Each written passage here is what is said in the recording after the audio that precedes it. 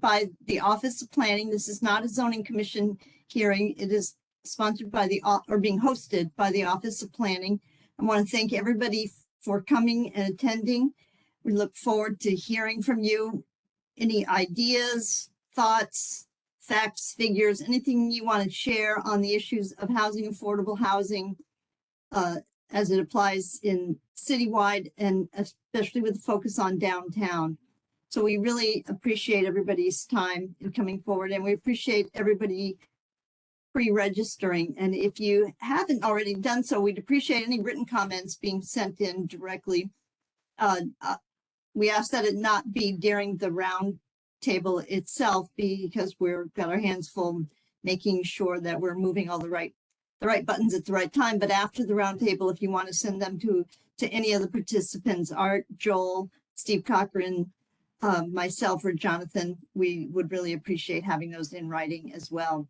So I want to thank everyone for coming. With me tonight is Art Rogers, our Senior Housing Policy Planner, Joel Lawson, our Associate Director for Development Review, Steve Cochran, our Senior Project Planner with the Development Review, and Jonathan Kirschenbaum, who's also a Development Review Specialist in the Office of Planning, and he is running the show this evening. So there may be, we may ask that we take a minute or two as we move from person to person. And if you have any PowerPoint, I know one or two people have requested a PowerPoint. We want to go ahead and send that up to Jonathan.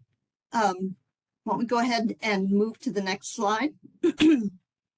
So we asked that participants will be called in the order in which you have signed up. We'll be calling you to testify. If you didn't sign up in advance, you can still testify by emailing the host, Jonathan Kirschenbaum, and let him know who you are and if you have an affiliation. If you haven't done so already, email your testimony. I already addressed that. All attendees will be muted until it's your turn to testify as a participant.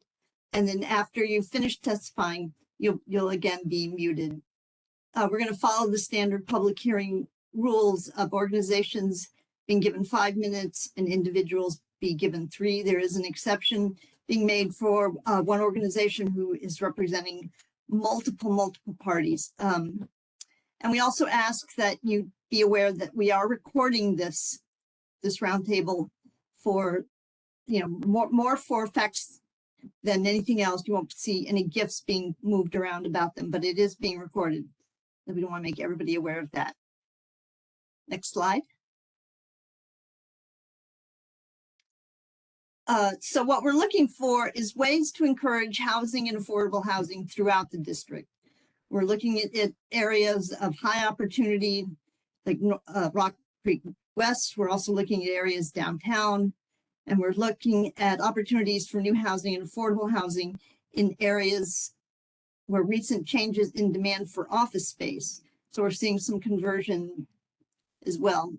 We're also looking for ways to leverage inclusionary zoning and other tools to expand the supply of housing and affordable housing throughout the district. Next slide. So with that, I'm going to go ahead and turn it over to Art Rogers, who will give us a quick background on the comprehensive plan and the state of housing and on the state of inclusionary zoning. Art? Hi, thank you, Jennifer. As she said, my name's Art Rogers. I'm the Senior Housing Planner for the DC Office of Planning, and I'm going to talk about the comprehensive plan. That's where we're going to start this afternoon. And then we'll talk about some of the tools that we have in downtown for housing and inclusionary zoning, and what's the progress that's being made on providing affordable housing. So the key thing is in the comprehensive plan, that was passed in 2021 last year. A new policy was created that strives for 15% affordable units in each planning area by 2050. And this is a long-term goal because in some of the planning areas, it's going to be quite a challenge to be able to get there. But there are a number of policies and programs that are in the comprehensive plan and are under development, and we'll go into some of them tonight. And the next one is really more focused on Central Washington, and one of the reasons why we're here tonight is for that focus on what's the role of high density housing in central Washington, and how can we achieve affordable units in that area? And so those are the two sort of overarching policy goals that we have for the district and for central Washington specifically. So now I'll start going into some of the tools for housing and affordable housing. So central Washington is dominated by our central business district and all the office development that is in the downtown and what we call the D zones in the zoning regulations. Now, for many years, we've had a number of policies and zoning regulations to encourage housing in the downtown. And so I'm just going to go over briefly some of them. So for instance, in many of the downtown zones that you see in this slide, there are no FAR restrictions on housing.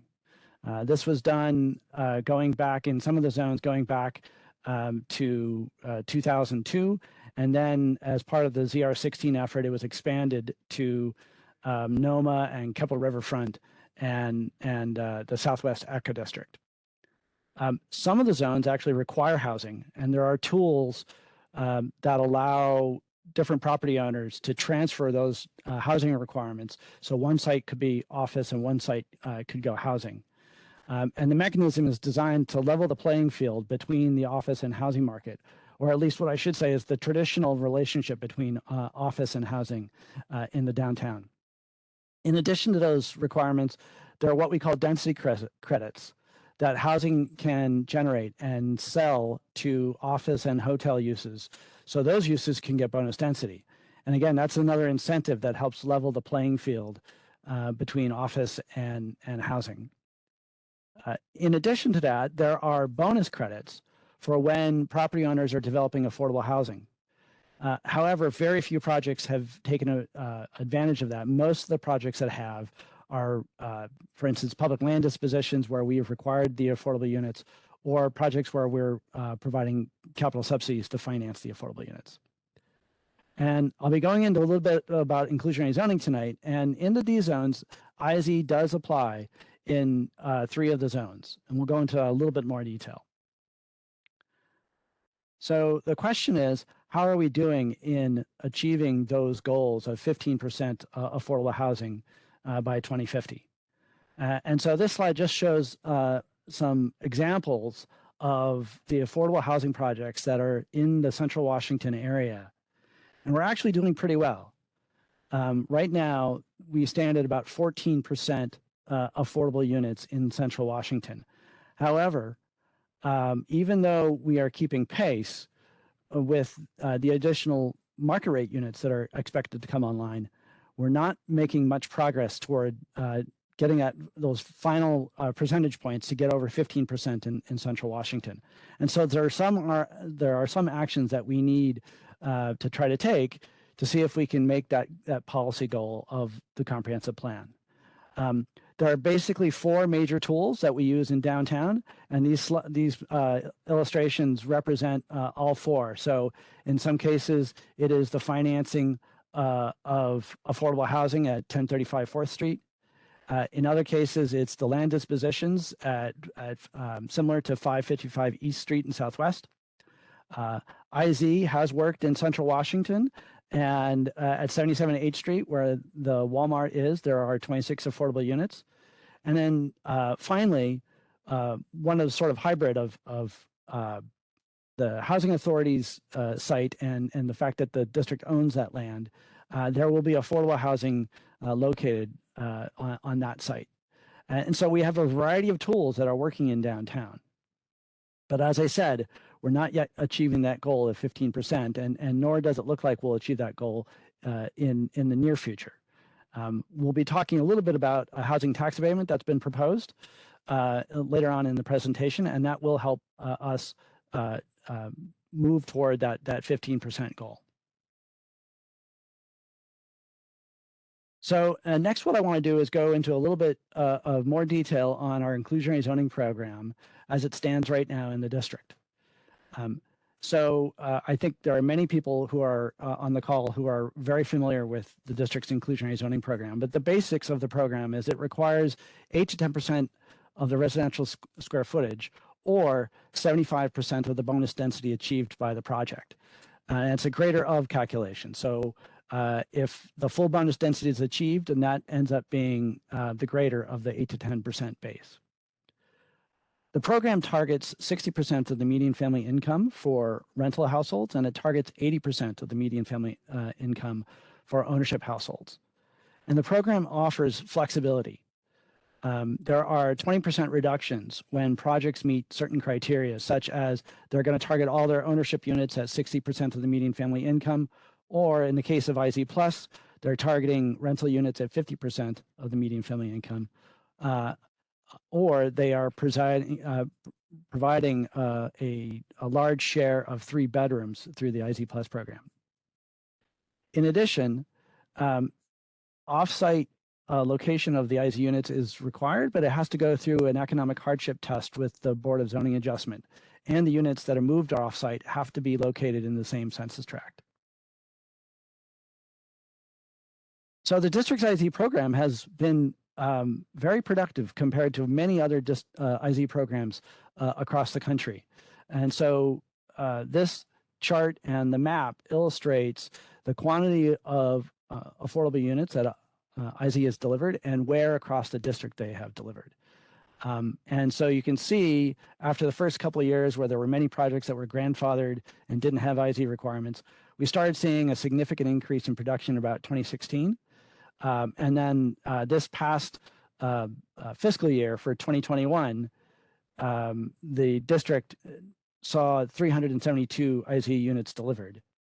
One of the things I want to call out on that chart is the results of the changes to the program that were made back in 2016, where we shifted the targets of the rental units from 80 and 50% of the median family income to 60%. So those in the bar chart, those units in orange are rental units being delivered as a result of the changes of the program.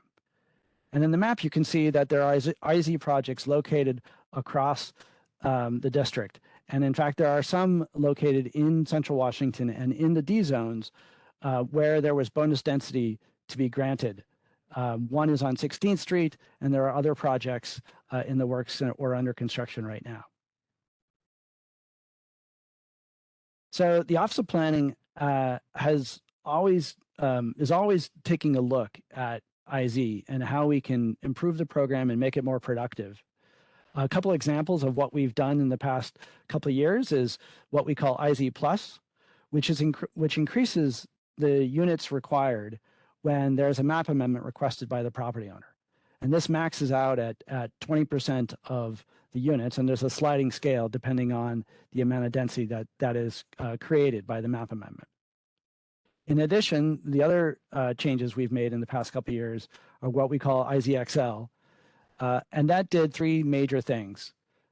First, and probably most importantly, is it changed the height threshold of where we transition from an 8% requirement to a 10% requirement, or the 50% of bonus density to 75% of bonus density.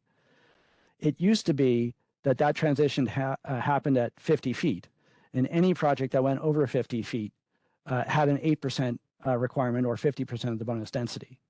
Now, because of changes in construction technology, we changed that threshold up to 85 feet.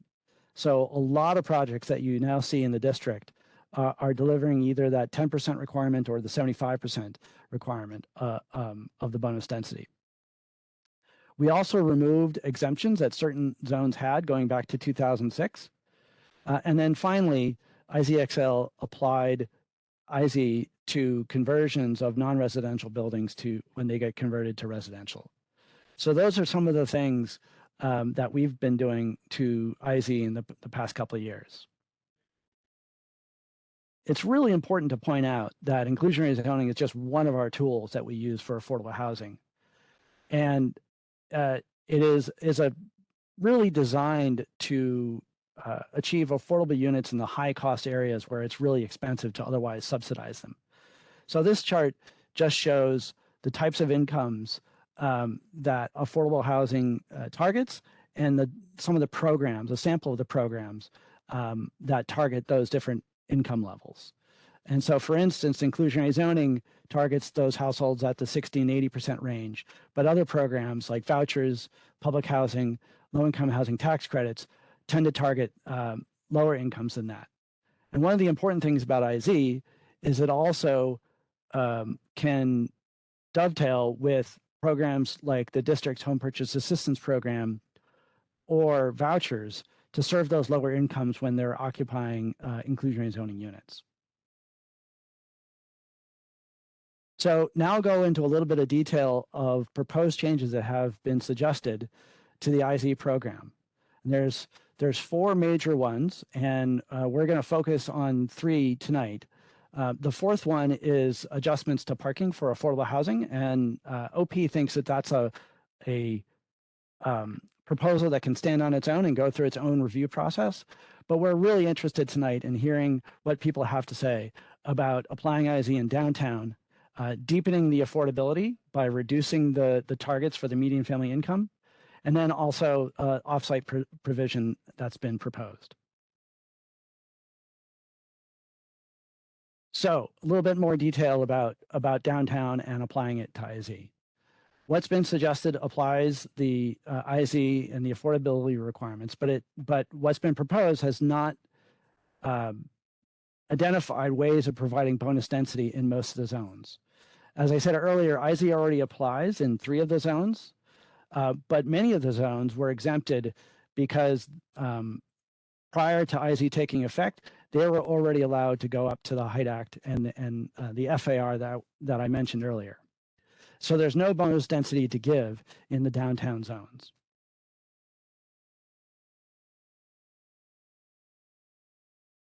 One of the things that has happened in the past year was the district passed the housing in downtown tax abatement, which targets the area you see outlined in purple in the downtown area. Excuse me.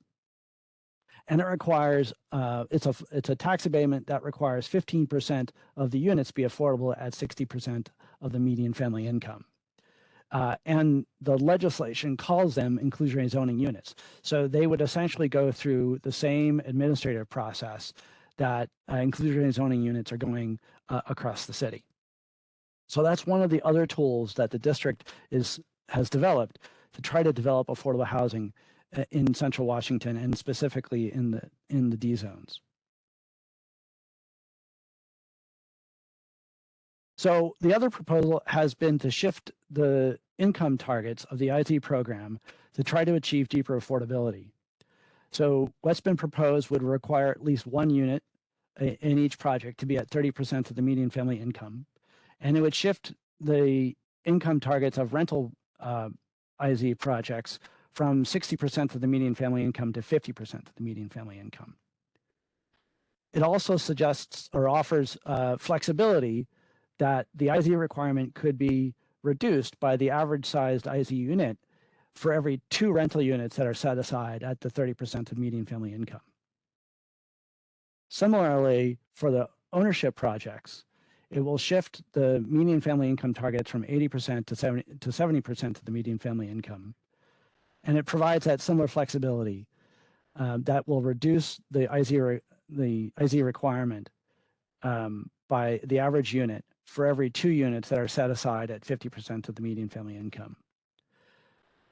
So a couple of thoughts that OP has about this is we recognize there is a definite need in the district for units at 30% of the median family income. But some of our research has pointed out that only 2% of IZ programs nationwide target 30% of the median family income. Targeting that low of an income usually requires operating subsidies because the amount of money that those households can pay often don't even pay for operating expenses. We're concerned that the bonus density may not be able to balance the shift to the deeper affordability. We're also concerned about the effect on small buildings because the small buildings that only have 1 IZ unit required would now shift from 80% or 60% all the way down to 30% of the median family income. One of the other things that we'd like to point out is this suggestion actually excludes households the comprehensive plan specifically targets, and those are the households between 50 and 60 and between 70 and 80% of the median family income, which are specifically called out in the comprehensive plan as in need of affordable housing. One of the other things we're concerned about is the complexity of the administration that all this flexibility creates, and I'll go into that in a little bit more detail in a slide or two. The third recommendation or suggestion for amending the IZ program is to leverage when units request an offsite provision of the IZ units. Right now, what's been proposed maintains the economic hardship test, and it maintains the requirement that the units be located in the same census tract. But when IZ units are located off-site, it will require a 20% increase in those units. And so in other words, if there were 5 units that are being moved off-site, the off-site location would have to have an additional 6 IZ units. It also provides more flexibility again, or not more flexibility, it increases the depth of affordability for units at lower median family incomes, and also it would require larger units. A couple of thoughts about this is no BZA case has ever applied for offsite flexibility through the district's IZ program. There have been 2 PUDs where there was a negotiated process to move some of the IZ units offsite, and in those cases we did get family-sized units. But our final thought on this is that since no one has ever done this through the BZA, it's unlikely that anyone would try to do it with an increased requirement and deeper affordability. So we're not quite sure it's going to be as productive as designed. So the last thing I'll go over before handing it back to Jennifer and looking forward to hearing everyone's testimony is the overall complexity of how these 3 or 4 amendments create when they interact with each other. So there's already existing flexibility in the IZ program, and what's been proposed would make that flexibility even more complicated. And we're concerned about the processing and enforcement of the IZ program as the complexity of the program might increase. So that concludes my comments, and I'll now turn it back over to Jennifer just to briefly remind the audience here tonight what we're interested in hearing. Thank you, Art. Again, we're looking for comments, and we encourage them, both casual comments, informed comments, facts, figures, on ways to encourage housing and affordable housing throughout the district. Not just in the downtown, not just in the high opportunity areas, but throughout the district without creating an adverse impact of overconcentration. We're looking also for comments on opportunities for new housing and affordable housing in the downtown due to the recent changes in demand for office space. Art said earlier that the IZ does apply to conversions of office from residential, but that's only in the zones where IZ already applies. So in many the other D zones where IZ is not applied, it does not also apply to those conversions. And so we're also interested in hearing about opportunities. And I should also have added the word challenges of new housing and affordability in the downtown. And then we're looking for ways to leverage IZ and the other tools that Art briefly mentioned to expand the supply of housing and affordable housing throughout the district.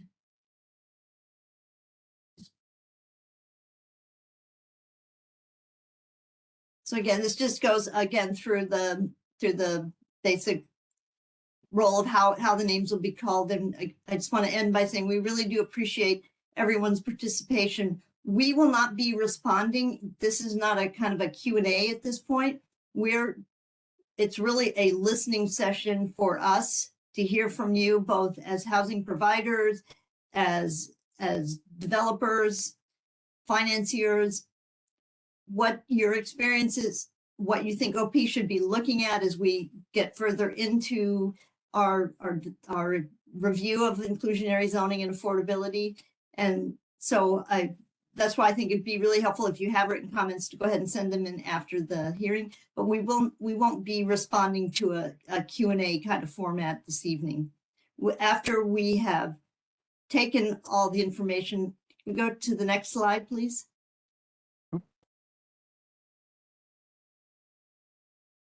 Our next steps is after the roundtable, OP will take and analyze the comments and the ideas that we've heard this evening. We're going to report back to the commission on the roundtable feedback that we've heard, go over with them what the general thinking is, and then we'll be coming back in the winter with an analysis and community engagement on how to actually proceed forward.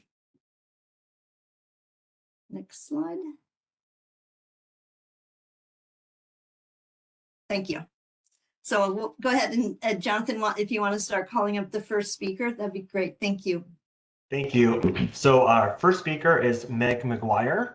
You will have 5 minutes to testify, and then after that will be Jerry Whitcomb.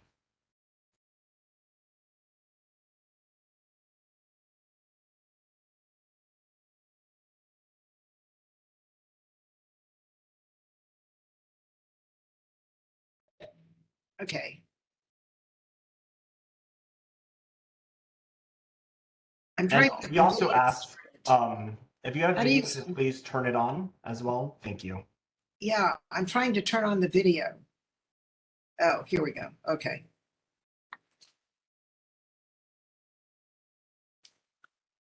Well, okay. I think we're getting there. I hope my time has not started yet.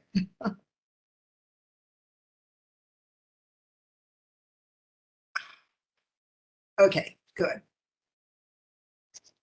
I am Meg McGuire, testifying on behalf of the Northwest Opportunity Partners CDC. Thank you for holding this roundtable to solicit recommendations for increasing the production of affordable housing in the district. People who work in Ward 3 cannot afford to live here. A year ago, we incorporated the CDC to achieve Mayor Bowser's admirable goal of 1,990 new units of affordable housing in Rock Creek West. However, it is increasingly clear that the mayor's goal cannot be met through existing or other district incentives. Obstacles include weak requirements for inclusionary zoning, little district-owned land, very expensive private land, making the economics of producing affordable housing virtually impossible, lack of a financial tool to acquire private non-residential land, hurdles in existing programs that impede rapid acquisition financing to respond to a fast-moving competitive market, and insufficient goals and tools to address racial inequity in formally segregated areas of the city, such as Rock Creek West. To address these issues, we have worked with a variety of affordable housing experts to propose the housing property acquisition fund, and we've submitted the full proposal to you. The fund will enable qualified, mission-driven affordable housing developers to move quickly to acquire non-residential public purposed property to add a significant amount of new permanently affordable housing in 4 areas defined in the 2019 Housing Equity Report that are high in opportunity and high in need of affordable housing. Those are Rock Creek West, Rock Creek East, Capitol Hill, and Upper Northeast. The fund is designed to break new ground with a variety of housing types, to permit qualified public purpose development teams to compete with private market rate purchasers to act without delay, both to buy non-residential properties suitable for affordable housing when the properties come on the market or are otherwise determined to be available for sale, and also to cover pre-development costs. And third, the fund is designed to attract private and other public investment through community development financial institutions that would also act as the fund administrators. To avoid competition between the fund and the existing housing programs, we propose 2 alternatives for your consideration. The first would create an extremely low interest loan fund which would be seeded by $30 million from general revenue funds with a 3-to-1 CDFI leveraged funds for a total of $120 million. And the second alternative would be to dedicate $91 million of the $101 million that came from the sale of the Marquis Marriott to plus $9 million in general revenues for a total of $100 million. Those are two possibilities that we're putting on the table. Additional fund provisions include interest rates for borrowing from the fund, which would be set at a very low 0 to 1%, with provision for loan forgiveness up to 30%, where exceptional levels of affordability are achieved. We would require properties acquired through the fund to adopt an affordability covenant or a restriction of 99 years to run with the land.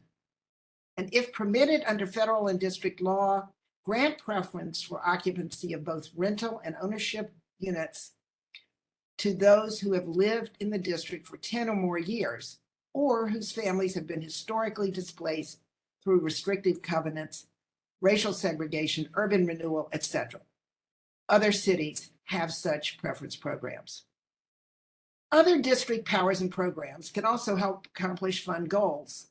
Of particular relevance to OP's work and the subject of this roundtable is our recommendation that the Zoning Commission adopt a text amendment to prioritize any necessary zoning changes for fund projects, including upzoning that is compatible with the future land use map, thus providing some assurance in advance that the property could be developed for affordable housing along with a mix of other uses.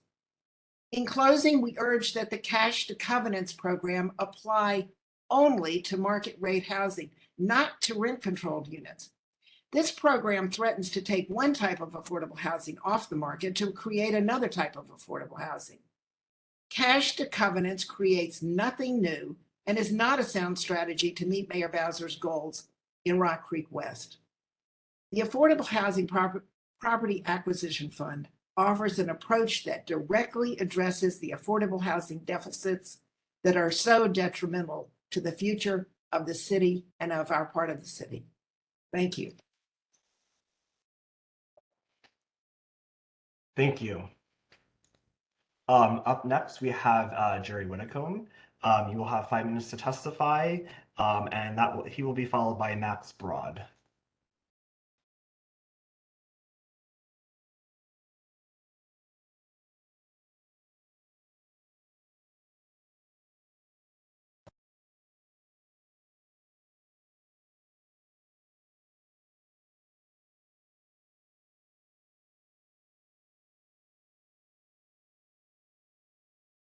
Okay, can you hear me? And I don't know if my video is working or not. Your audio and video are both working. Great. I'm always competing with Meg, so I'm glad I got my video working faster. I like some of your ideas, Meg. Love to talk to you about that offline. My name is Jerry Whitcomb. I'm the Director of Economic Development at the Downtown Business Improvement District, and I've been here since the fall of 2000. I'm here to discuss housing in downtown DC, the current housing we have, and how best to maximize the production of both market rate and affordable housing. The downtown bid fully supports the mayor's goal of 36,000 new housing units by 2025, of which 12,000 will be affordable.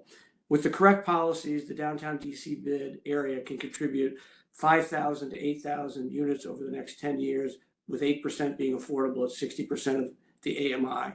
The bid thanks the Office of Planning for convening today's roundtable, as the mayor is the district's chief planner and the Office of Planning is her team to figure out the best strategy to create more housing, more affordable housing in the district. It is not the job of the Office of the Attorney General nor the Zoning Commission to set the district's housing policy. Downtown is home to many affordable units. I think that surprises a lot of people. We have 3.3%. First, let me say we have 1.6% of the city's land.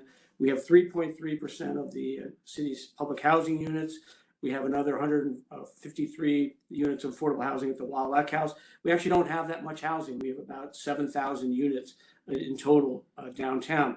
We also have hundreds of beds for individuals experiencing homelessness, and the city just purchased 1339 Green Court for housing, which we assume to be the home for 30 to 50 much needed single room occupancy building that we support.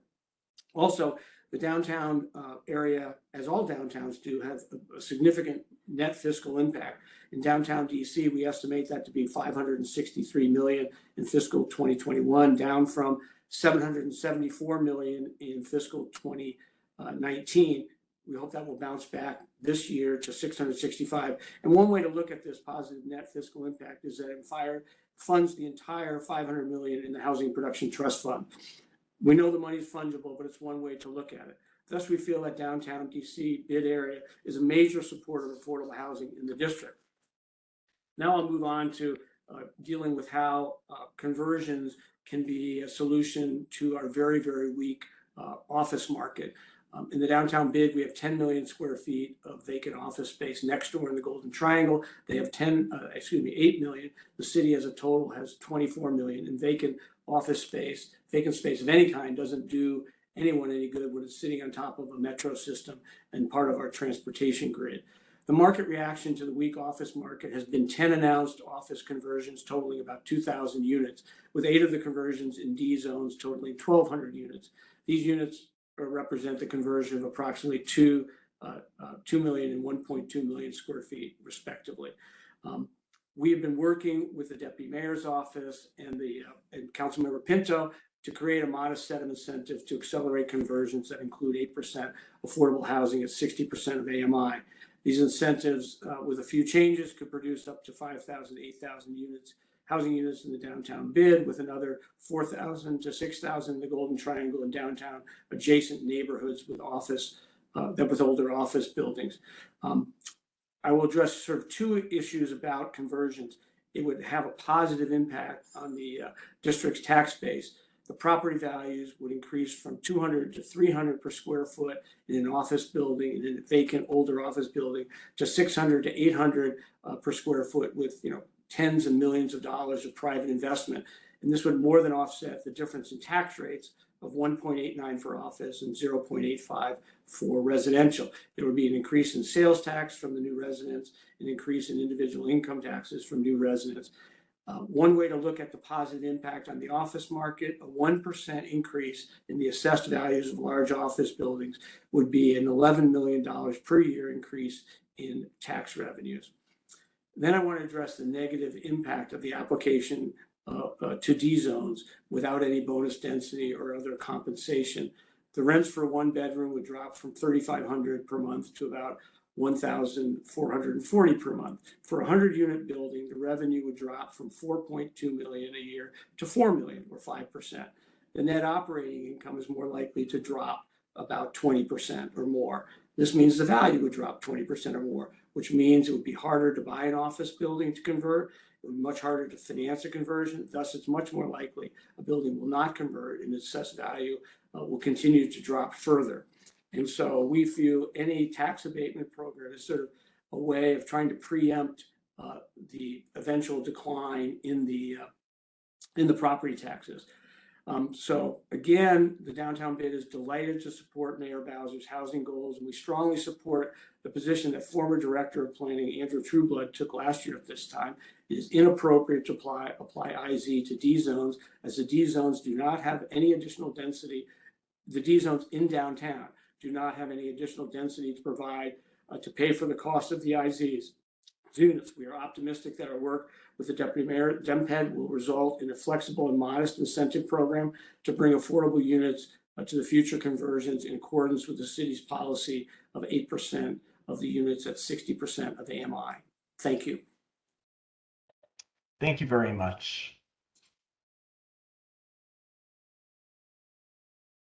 Up next, we have Max Broad. I'm not sure if you are talking as an individual or an organization, but if you're speaking as an individual, you have 3 minutes, and if you're speaking as an organization, you have 5. And then after that, we'll have Caroline Petty. Now, it looks like Mr. Broad has left the meeting. Caroline Petty, I will put you up next.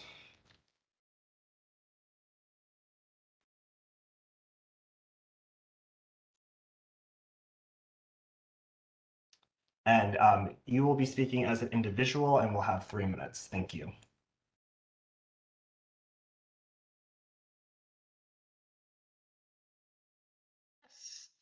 Hello, everybody. Can you see and hear me? We can see and hear you. Okay, great. Thank you. And thank you very much to the Office of Planning for convening this public roundtable today on the critically important subject of housing and affordable housing in the District of Columbia. I'm sorry I was not aware that you were looking for commentary on I guess what seems to be 3 very specific points related to the downtown and IZ. I didn't see that anywhere in the notices for this meeting. I thought it was a much more generalized brainstorming discussion about housing and affordable housing. So I'm sorry, I didn't come prepared with specific suggestions, but I do have a couple of overarching points that I want to make, if that's okay. I guess the first overarching suggestion that I want to reiterate, and I've said it before, I know you've heard it before, is that over the many years, the District of Columbia has developed quite a number of programs to advance affordability in the city. So there's TOPA and DOPA and rent control and tax abatements, inclusionary zoning, housing production trust fund, etc. And today I'm glad to see that you are really doing a deep dive into, are there ways of strengthening the inclusionary zoning program in particular? I think that's important. But I guess what I think is also important is that we take a hard look at each of the existing programs that we now have on the books, where they're failing and where they could be strengthened. Because as recent independent audits suggest, I think there's plenty of room for improvement in all of them.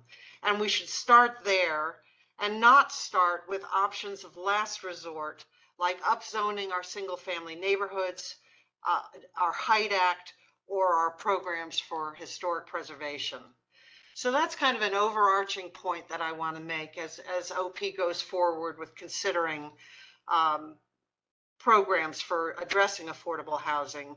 But I want to close by flagging a new issue, at least it's new to me, that I'm extremely concerned about. And that is the issue having to do with the nationwide growth of corporate ownership of single family homes. Private investors are entering the market with enormous resources, are outcompeting typical home buyers, and are sweeping up thousands of for sale homes in bulk and converting them into rentals. Mayor Bowser's Black Home Ownership Strike Force identified this as a significant challenge to home ownership. Corporate investors comprise apparently as high as 25% of DC residential sales. Corporate investors are undermining not only home ownership opportunities, but the affordability of rentals in the city. Renters in institutionally owned properties experience higher rents, inflated fees, and diminishing quality of their living circumstances. The Office of Planning should get a handle on this pernicious phenomenon and do what it can to nip it in the bud. That closes my comments. Thank you again. Thank you so much. I just want to add real quick, thank you, Ms. Petty, for your comments. We do welcome overarching comments as well as the comments that may be focused on 3 pending cases that were mentioned. We threw those in because they are outstanding and they are relevant to the issue, but we do welcome more broadly viewed comments. So thank you.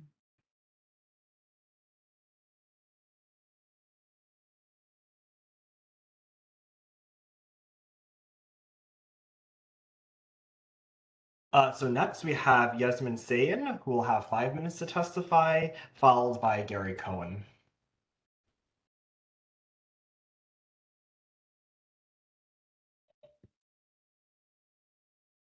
Good afternoon. My name is Yeşim Sayın. I'm the Executive Director of the DC Policy Center. And I'm really happy to be a part of this roundtable discussion. Housing and housing affordability is a broad topic, so today I'll limit my comments to 3 things that I know a bit more about than you guys all know. I have to tell you, testifying with Office of Planning is a little bit nerve-wracking. You guys are the experts, so I'm going to stick to what I know. And I'll talk about why housing production is even more important today than it has ever been for the city's vibrancy, some of the promising ways to increase production of housing in downtown areas, and I'll also briefly discuss why the proposal to expand inclusionary zoning requirement into D zones may impede and not necessarily support the goal of increasing housing or affordable housing. I've submitted my written testimony already, so there's a lot of data that's in there, but I'll just, in the interest of time, keep my comments to broad points. The first point, that housing production is more critical today than it has ever been. Historically, the district's population grew because people came to the city for jobs, and historically they have left the city for housing. They come here, and we've grown our population because we've retained some of the folks that moved here starting mid-2000, but we've also lost a lot of population to the suburbs because housing costs have been too burdensome. But with the pandemic, the increase in remote work has been breaking the relationship between where people live and where they can work. And that means having a job in the District of Columbia is not necessarily a reason for people to stay here or come here as it has been. And importantly, as we have experienced in the downtown areas with the remote work, commuter activity declined significantly, which has been a shock to both the local service economy, restaurants and retail stores and things like that, which have created employment for lower to middle wage occupations. Those sectors have taken a big hit. Our sales taxes have taken a big hit, and obviously the demand for commercial office space has weakened dramatically, and that's potentially going to impact our property taxes. This means attracting residents to the District of Columbia is going to be even more important than it has been before for the fiscal health of the city. And we can only do that by producing more housing, and not just affordable housing, but all kinds of housing. So I think the issues, the importance have been elevated with the pandemic. D zones, they have been a really strong source of housing in the last 20 years, but it has come in pockets. We've seen significant growth in housing in Capitol Riverfront, Noma, Mount Vernon Triangle, which are all new residential neighborhoods. They didn't exist before 2000. But when you look at the tax lots in the downtown D zones, I could find about 1,050 tax lots that are not owned by the DC government or the federal government. And about 104 of them are under residential use. About 50 of them in these 3 neighborhoods that I mentioned. They're very dense, and then the remainder are sort of legacy apartment buildings, some flats and things like that spread around the rest of the D zones. Maybe there are a handful of lots left to be built from ground up. So if we want to increase housing in the D zones, it has to come from office to residential conversion. About 530 properties are used as office buildings. That's more than half the properties in D zones, particularly concentrated in the Central Business District, downtown Bid area, and the Golden Triangle area. Conversions have not been a strong source for housing in the district.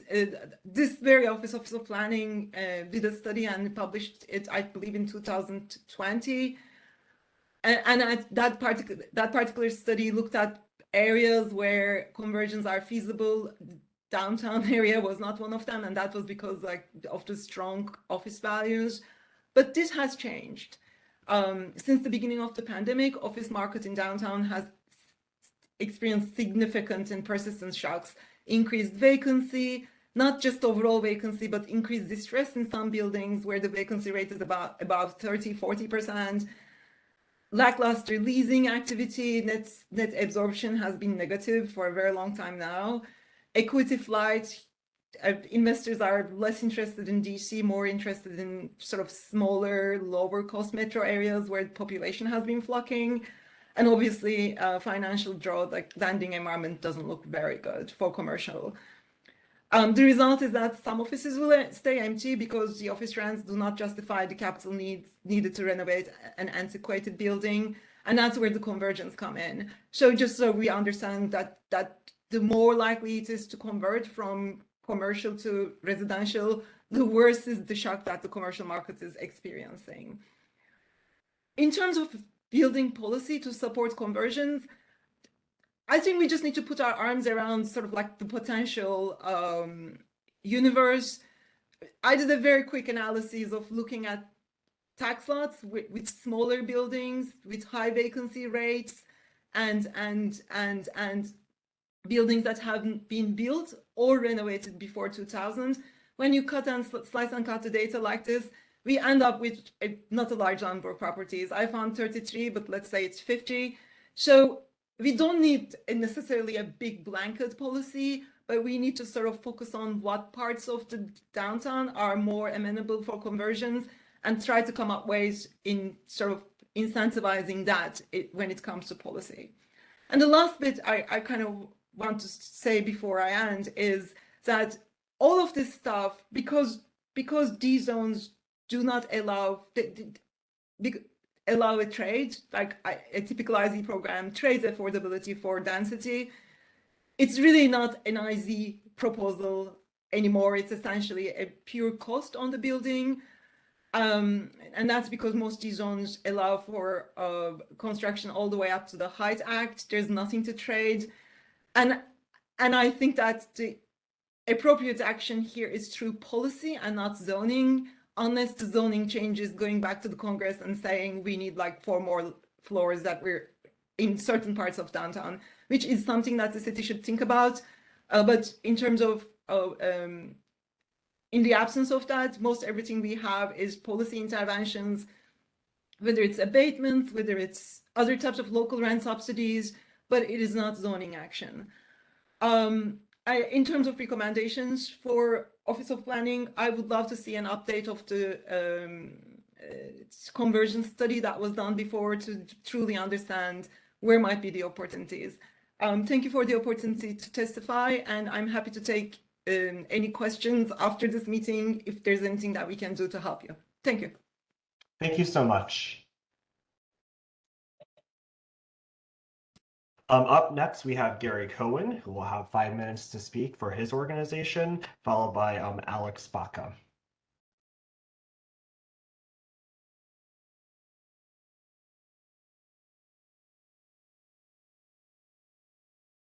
Okay. Hello, everyone. I'm Gary Cohen. Thanks for having me. I'm a third generation developer in Washington, D.C. We are developing a building at 1111 20th Street Northwest, corner of 20th and L. It's actually built by my grandfather almost 60 years ago. It was formerly occupied by the Peace Corps, and they moved out about 18-ish months ago.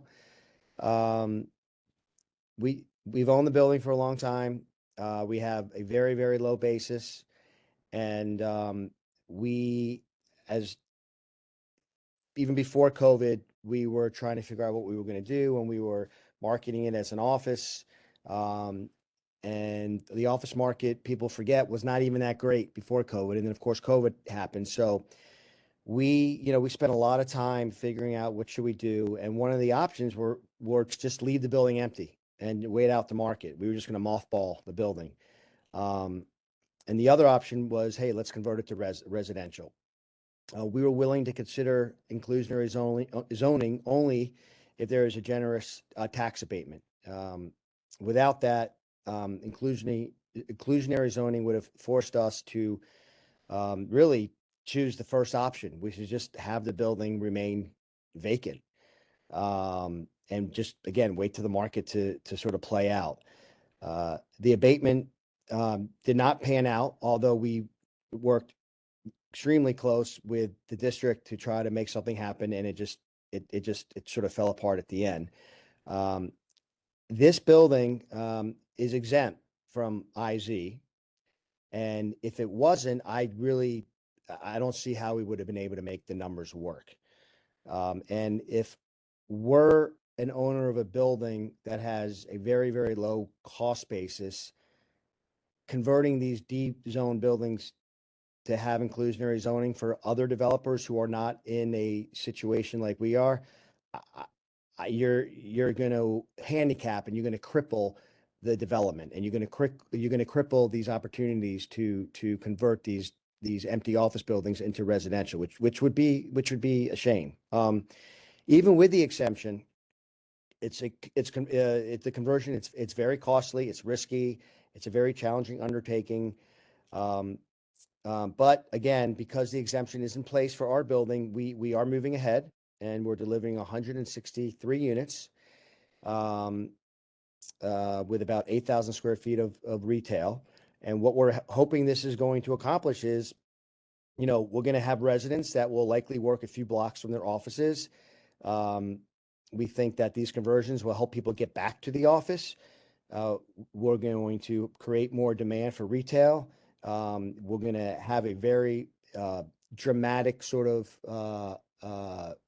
a corner retail space that we really think is going to really help activate the area. And right now the retail market is more decimated, some would say, than actually maybe in some instances the office market.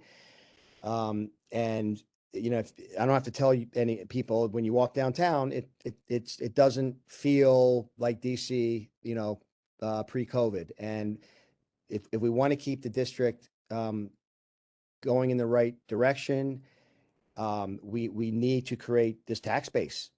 We have to activate the streets again. We have to give people want to be in DC. They may not work in DC any longer, but that doesn't mean they don't want to live in DC. And we're given a really great opportunity to pivot into this new trend of taking these office buildings and converting them to resi and activate these areas. And by enacting inclusionary zoning, it's really going to make it hard. And again, I'm all in for affordable housing. That's not at all what I'm saying. But the developers, the government, we all need to come together and put our heads together to figure out how can we make this work. It cannot be binary. It cannot be, oh, we're doing inclusionary zoning and all these buildings are going to be required to do it. If you only look at with that lens, then it's going to fail. It's going to fail. And we have to come together and put our heads together and figure out how can we create a win-win-win situation. And I know we can. We just have to put our heads together and make it happen. And I really hope, this is a well thought out plan before it's enacted, because it's going to have a huge effect on the future of our downtown. And as a Washingtonian who has lived, worked, and played here my whole life, I love the city and I want it to continue to thrive. And I'll going to continue to do all I can to make sure our trajectory is heading in the right direction. So thank you for having me. And I look forward to a continued healthy dialogue. Thank you. Thank you so much. Alex Baca was supposed to be next, but she unfortunately had to drop off. So our next person to testify will be Moha Thakur, and you will have 5 minutes to speak. And then Rick Ryback will be after that.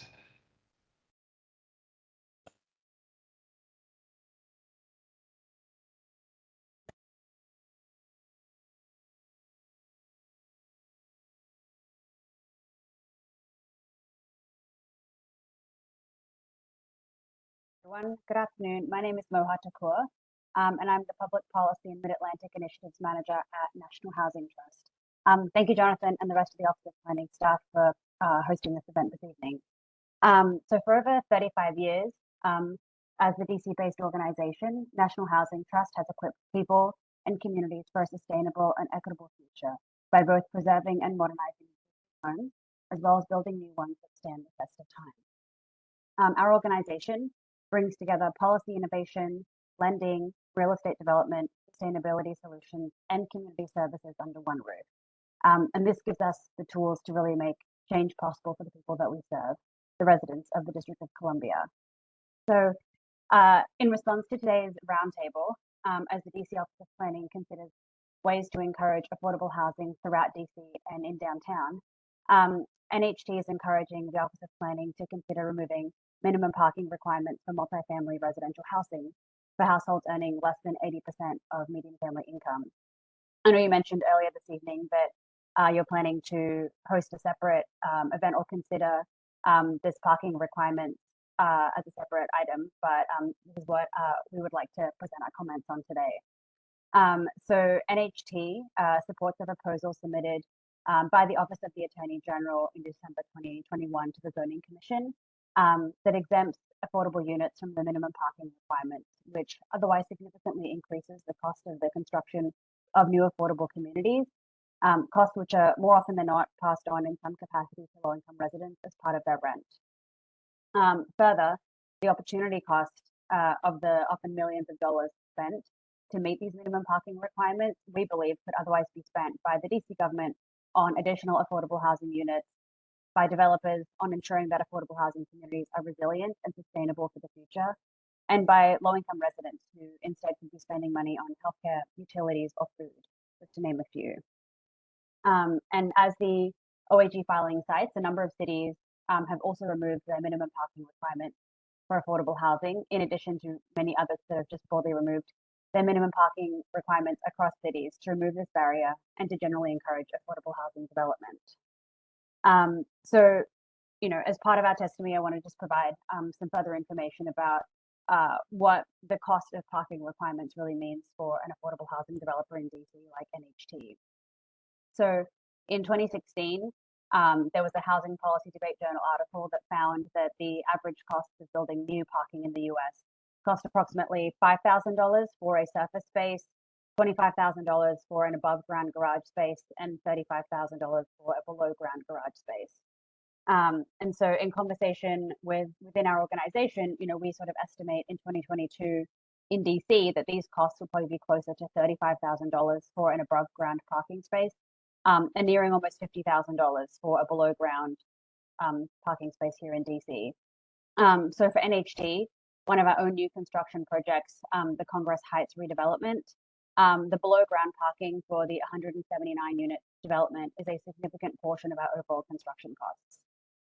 Given changes to the zoning code and the comprehensive plan, we anticipate approval for a partial reduction in the number of required parking spaces for this property, given that the redevelopment is well served by the metro and buses at the Congress Heights station.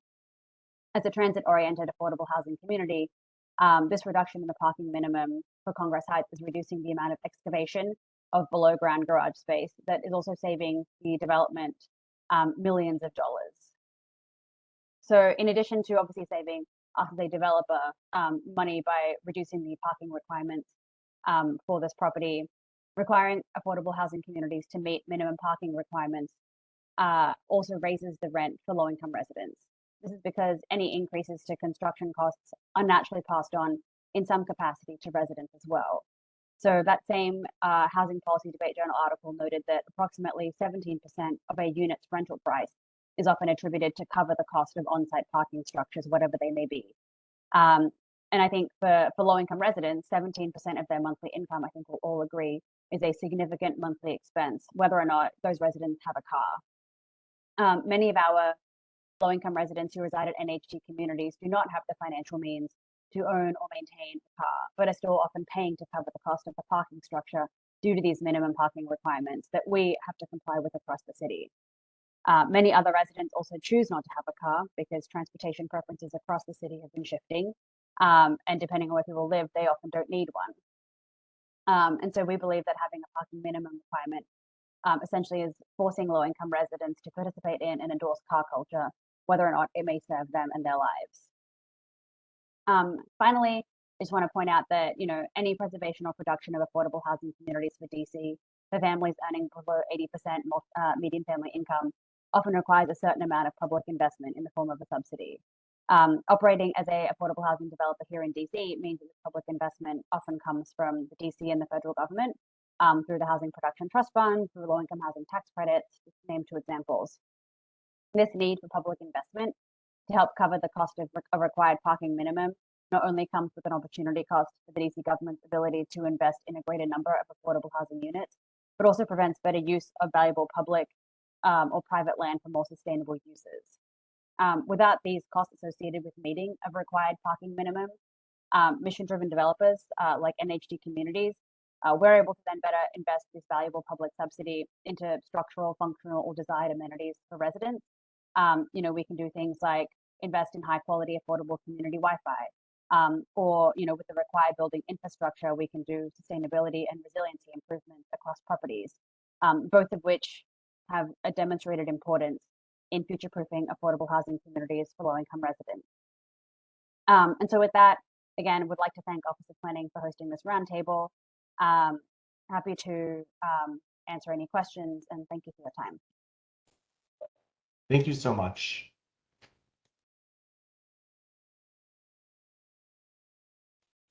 Up next, we have Rick Rybeck, who will have 5 minutes to testify, followed by Anoop Dave.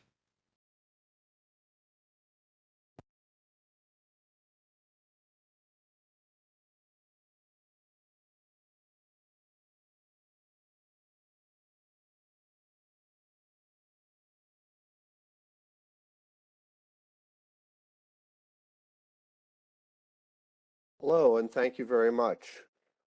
Chapter 5 of the DC Comprehensive Plan lays out laudable goals for affordable housing. The question before us is, how do we achieve these goals? We know that there is significant demand for both residential and commercial space in the District of Columbia. This high demand for space in a geographically limited area leads to very high land prices. If high land value is zoned only for single-family homes, the zoning could be changed to allow multi-unit buildings. If 10 households occupied land previously occupied by one household, the cost of land per household could be reduced by 90%. Thus, increasing density might appear to be a simple way to significantly enhance the affordability of housing. Unfortunately, when land is rezoned to allow multifamily buildings, the price of land goes up dramatically. As a result, homes in multifamily buildings are not necessarily much more affordable than single-family homes. Housing affordability relates a household's income to building and land prices. Now, building prices are derived from the cost of labor and materials used to produce them, but land is not produced. So where do land prices come from? Land prices are based on the benefits that people expect to receive from owning it. And these benefits are not created by the owners. They are created by nearby community facilities and services such as schools, parks, transportation, that make a site a potentially good place to have a home or a business. Development regulations, including zoning, also determine land value. When the Zoning Commission increases the allowable density on a site, the benefits of ownership in terms of potential revenue rise, and so does the land price. The ability of private landowners to appropriate publicly created land value is the fuel for land speculation. Land speculation is the buying and selling of land, not for the sake of using it, but primarily for the purpose of holding it until its value goes up. Many people want to live near transit. Thus, the Zoning Commission might upzone sites near transit stations and stops. Yet the owners of these sites might keep their land underutilized as surface parking lots or small liquor stores, instead of increasing development as allowed. Why? Well, even though their land is more valuable because of transit and upzoning, owners might expect that their land will be worth even more in the future. Thus, they avoid developing at what it's worth today. Thus, land speculation creates an artificial scarcity of land available for development today, resulting in additional land price inflation. This discourages affordable development at prime sites and throws a monkey wrench into good planning and zoning.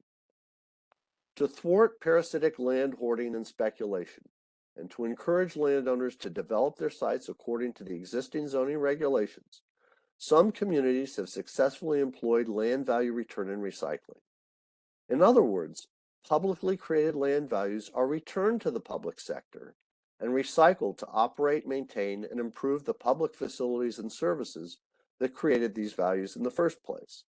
Some communities have accomplished land value return by reducing the property tax rate applied to privately created building values while increasing the rate applied to publicly created land value. The lower tax rate applied to building values makes buildings cheaper to construct, improve, and maintain. Surprisingly, the higher rate applied to land value helps keep land prices lower by reducing the profit from land speculation. Thus, without any new spending or any loss of revenue, this tax shift can make both buildings and land more affordable. As a bonus, this approach creates an economic incentive to develop where land values are high. And these are typically infill sites near existing urban infrastructure amenities like transit, good schools, parks, etc., where we want development to occur. In other words, this tax reform makes zoning regulations more robust by making it more expensive for landowners to leave land or underdeveloped in relationship to what zoning allows. If the Office of Planning and Zoning and the Zoning Commission want to promote more affordable housing, they should work with the Deputy Mayor for Economic Development, the Department of Finance and Revenue, and the Council to design and implement a land value return tax shift. This approach has worked for other communities, and I would be happy to assist the district in accomplishing this also. This concludes my testimony. I have submitted written testimony, and you'll see that there are links to articles and videos that go into more depth describing what I proposed here. Thank you very much. Thank you so much.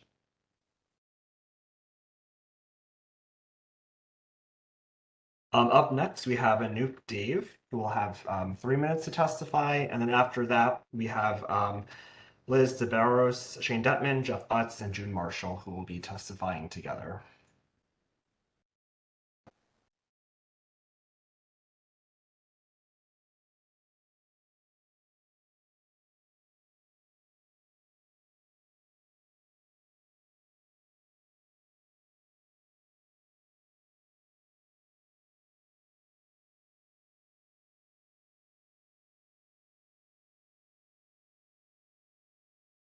Anoop, I'm not sure if you're testifying, but you're on mute and your camera is off.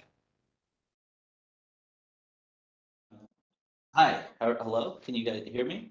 Your audio is now on, yes. Okay, now I'm trying to get my camera on. Okay.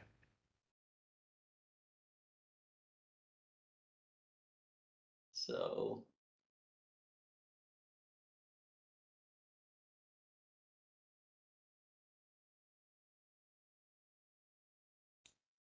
It's okay if you can't turn your camera on as well. Okay, try one more thing. I'm not sure.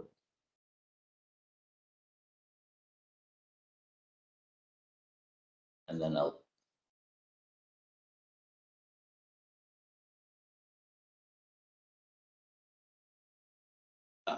There. Let's see. It's not on. Thank you. Okay. All right, thank you very much. My name is Anoop Dave. I am the CEO of Victrix. We are a real estate investment development and management company, and we uniquely specialize in adaptive use projects. We have about 1.2 million square feet under construction development right now among 3 different projects. And I've done adaptive use projects in probably 10 or 12 different cities, including in the Metro DC area. I lived in DC for a number of years. My daughter was born there, and I have some family that still resides there. So we have close interest in DC, and as someone that is heavily interested in DC, but I don't currently have a project there right now, I wanted to discuss the D zones and conversions in the state of getting more housing and different types of housing. So for the last 20 years, DC has had a terrific run, and especially downtown, people have been moving in. That was, before decades of decline. And it even took over Baltimore in population back around almost a decade ago. But COVID has brought unique challenges to DC, stuff that we do not see in other cities. Many office buildings in DC are fully leased to one tenant or just a couple of tenants. So they go vacant instantly. And you start getting big blocks of property that are just 100% vacant. And this poses a big challenge on multiple fronts, including real estate taxes and blight. What we have seen in our business of doing adaptive reuse deals is there's a timing component that when you have buildings sitting vacant for a long period, you actually start creating negative externalities through the surrounding neighborhood. The retailers, the restaurants, and even just the neighbors, they can't get enough business activity. They don't feel safe. There's some negative elements that start creeping up. And I think the use for these buildings are either try to find a way to make it come back to office, or you turn it into residential, or you turn it down. You tear it down and you start afresh. The office market in every city, DC is not unique to this, it's just being rethought. It was a weak office building, I believe someone had said before COVID, and now it looks like it's not going to recover anytime soon. And so then you're left with either tearing it down or converting to residential. And conversions are generally a greener solution. You're recycling perfectly good glass, steel, concrete, but it's also an expensive and challenging proposition. You don't have a lot of architects, engineers, contractors that know how to hit and address the unique challenges of adaptive reuse. So at times it can be more expensive than even new construction. And if necessary, we can provide some data that's out there that testifies to this. So I think where you really have a problem are what we call zombie buildings. And what you see with cities is usually if they wait on an issue of dealing with these vacant buildings, they actually create a vicious cycle that I've described. And the way to get out of the vicious cycle is to figure out a way to bring them back to productive assets quickly. And many of the buildings we convert often do come with incentives. Sometimes it's preserving a historic structure, sometimes it's real estate tax abatements. And really there's just the goal of trying to make it work as market rate. You often, when you do adaptive reuse, you actually aren't necessarily building for the highest rent potential. You're getting more on the moderate scale because sometimes the building just can't be converted into an A or an A+ property. Maybe it's a good B or B+ apartment building that hits other segments of the market. And I think that was one of the objectives of this is how do you get more housing? Well, I think you have perfectly good office buildings that can be converted to housing. I think if you add the impediment of IZ, you'll just make the process a lot slower. And that has to do with two unique DC specific issues. One, as I said, you have a lot of 100% leased buildings in a single building, and you have owners that have been longtime families. And what we've dealt with, there's one property we're looking to buy, and this is an older gentleman who's owned the building for many, many years. If he sells the building, he will have what's called phantom income. He will not get 1 penny of cash proceeds during the sale. It'll all go to either pay his debt, but he will have a tax liability from the accumulated depreciation or even the forgiveness of debt.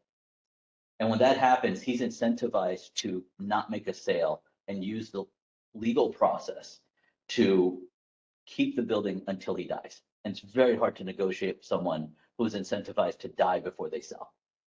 And that will come at the expense of the city and the community, but it is probably his best option. And that's a negative behavior that it's rational, but it's negative for the community.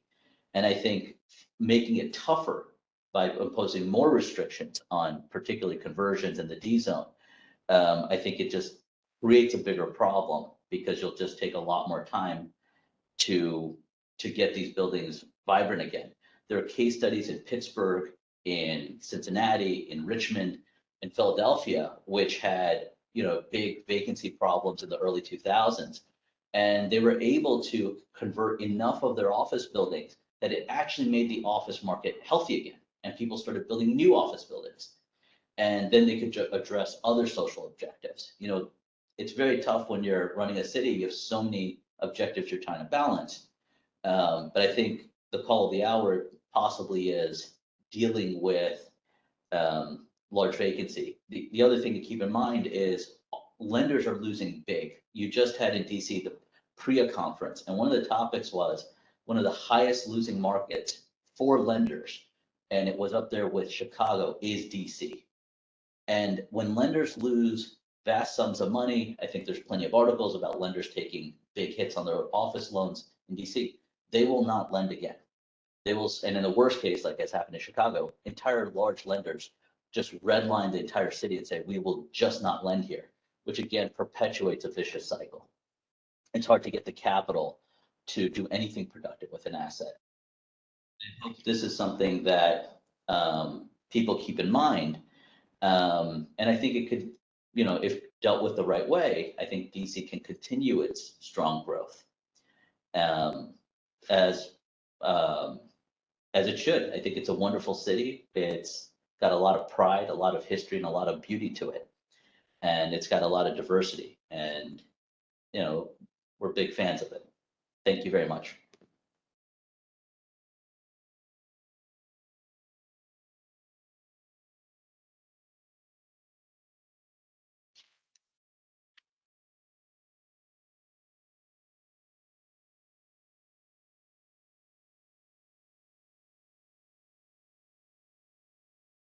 Jonathan, you're on mute. Thank you. Up next, we have Liz DeBarros, Shane Detman, Jeff Utz, and June Marshall. You will have 15 minutes to speak because you are different organizations speaking on behalf of DCBIA. And after that, we will have Cheryl Port.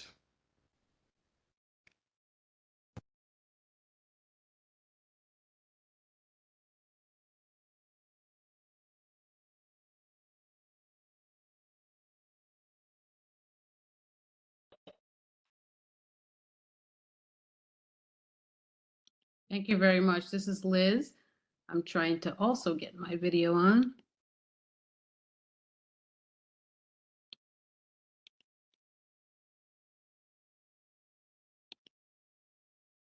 Can you also give me access to share my screen? Yes, I just need to let in June. Though I don't know if I see her actually. Oh, there we go. Found her. Okay. And I will make you a panelist. Thank you. Can you, I'm not sure if my video's on. I can't really tell.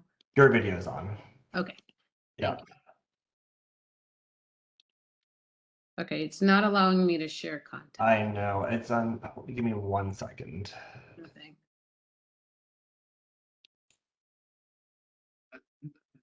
Jonathan, I just stopped sharing, so that may have been part of the problem. Yeah, it unfortunately will not let me make you anything else. Let me see if that did it. Okay. Now you should be able to share. Okay, I think I got it.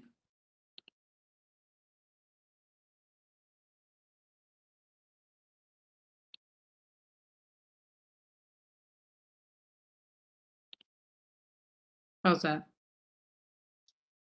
Looks good?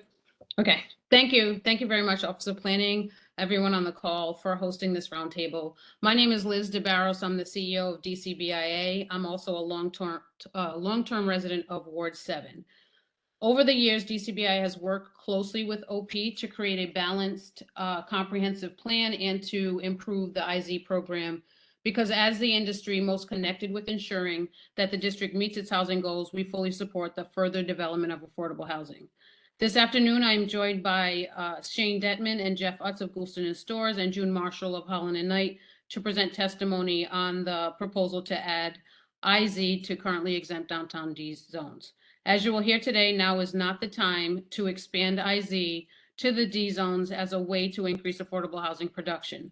The factors and assumptions underpinning the Zoning Commission's decision to exempt D zones in 2006 continues today, including very high land costs. The idea of simply adding IZ to exempt zones seems to be an easy way to add affordable housing. However, this narrow way to consider increasing affordable housing ignores a wide range of affordable housing tools that only work when there is a balance between requirements and incentives and when they target narrow range of affordability. As you covered in your opening remarks, our Central Washington contains a significant amount of affordable housing. As you know, through the regulation and incentives DC has implemented over the years, DC has over 357,000 housing units, and since 2001, over 10,000 units have been developed in the downtown.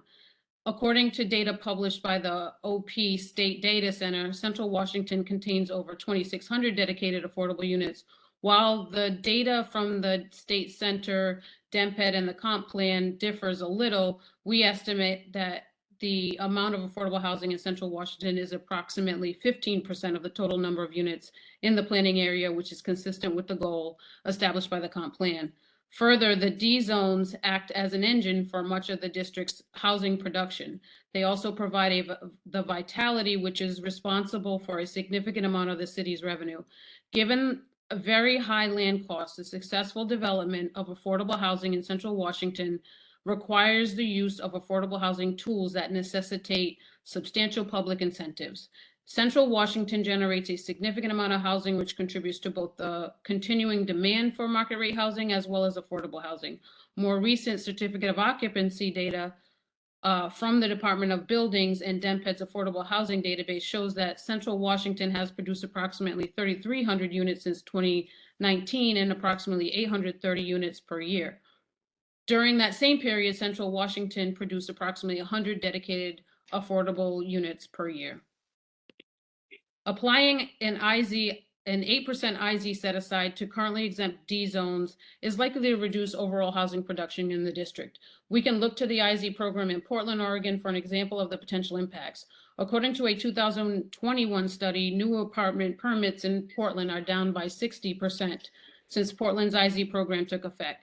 Whether applying IZ in the D zones would have such a precipitous impact in Washington, D.C. is unknown, but it is fair to say there would be some degree of adverse impact. The potential impact needs to be weighed against the contributions downtown plays in helping to stabilize, mitigate, or even reduce rent growth through the production of market rate housing. Additionally, you will hear from witnesses, including our panel, that expanding IZ to the downtown area would not work economically due to height restrictions, density limitations, and program structure. To address these constraints, the exploration of adding affordable tools like combining tax abatements, subsidies, and non-zoning incentives remains critical to achieving overarching affordability goals. Moreover, it is imperative before further consideration of changes as sweeping as these proposed by the IZ text amendments, the full economic analysis of the impact of pending IZ text amendments requested by the Zoning Commission is completed. As you know, pandemic-related market disruptions, including increased inflation, supply chain pressures, massive increases in interest rates that have brought the real estate market to a standstill, and escalating building costs affecting development continue to have a profound impact on our economy. Yet the proposal before us does not have an economic analysis. In such a volatile and uncharted economic environment, a study on the direct and indirect effects of any modification to the IZ program on the housing market, industry, and our local economy is imperative. We urge OP to encourage that one is completed to ensure that the intent to increase affordable housing can be reached. To be clear, there are instances where changes to the zoning regulations can be observed in the short term.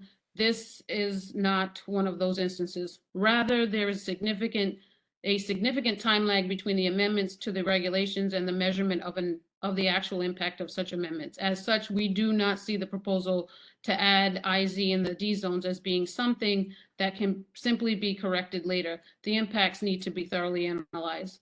DCBI is not suggesting that the production of new market projects is a silver bullet solution, but it is absolutely an important part of the multi-pronged strategy for addressing housing costs. A recent example of the economy on IZ production is OP's briefing to the Zoning Commission regarding IZ XL Phase 3 in July 22. It contemplated applying IZ to the D zones, and after significant study, OP determined that the conditions in the market were not suitable to allow IZ in the D zones. Since that time, conditions in the D zones and district-wide have deteriorated further as office vacancy has increased to historic highs and interest rates have spiked to the point that the financing has been meaningfully chilled. Tomorrow, the Federal Reserve is expected to announce another increase to the Fed funds rate, and this new rate is expected to continue to rise into 2023. Further economic challenges are inevitable as a result. Introducing IZ into this environment risks producing significant setbacks for the central business districts and creating an environment devoid of all uses. And just to close, like the analysis of the IZ concepts in the D zone, DCBIA does not believe that the reduction in MFI levels is required by IZ from 60% to 50% for rental product and 80% to 70% for condo product is viable. This change must be studied in greater detail, and again, it requires a detailed economic analysis. These reductions in MFI levels would be a departure from the delicately balanced MFI levels that were long studied and determined when IZ was created and refined. Similar to the current economic conditions I have outlined, and a reduction in MFI for IZ units would exacerbate economic hardships, making projects less likely to proceed. This would have impacts on affordability throughout the city. We thank you for the opportunity to testify and your leadership on this issue. Next, we have Shane Detman, who's going to talk about IZ core principles, followed by Jeff Utz and then June Marshall. Thank you for the opportunity. Thanks, Liz. Can you skip ahead a couple slides? There we go. And next one, great. Good afternoon. Thank you to the Office of Planning for hosting this roundtable. These next couple slides is going to be a little bit about like preaching to the choir, because you created the diagrams that you're looking at right now, and you're very familiar with the core principles of the IZ program. But what we did was in over the last few months, we worked with DCBI membership to prepare some economic modeling to show, you know, in real tangible terms, the impact of an 8% set aside would have on a downtown development project, both on new construction as well as conversions. But in order to kind of tee that up, and Jeff's going to summarize our findings on the economic impacts. But to tee that up, we thought maybe we'd very quickly talk about, you know, what are the core principles of the IZ program that sort of make the IZ program a tool in and of itself, and what differentiates it from the other tools that make up sort of the continuum of tools available to the district to address affordable housing. You know, so as you know, IZ, PUDs, as well as Housing Production Trust Fund and housing linkage, those are the tools that the Zoning Commission has at its disposal to address the district's housing and affordable housing needs. And again, IZ is part of this continuum of affordable housing tools that are summarized in these two excellent graphics that are shown on the right of this slide. I believe, as was testified last year during when IZXL Phase 3 that was sort of temporarily being looked at. I think the Office of Planning sort of provided comments to the Zoning Commission that IZ really is an effective tool, kind of at the 60 to 80% MFI levels, and that it helps address an area of affordable housing where the number of tools are limited. As you can see in the diagram on the right, you know, again, IZ is most effective at the 60 to 80% MFI levels, and there you see the fewest number of tools to get at those income levels.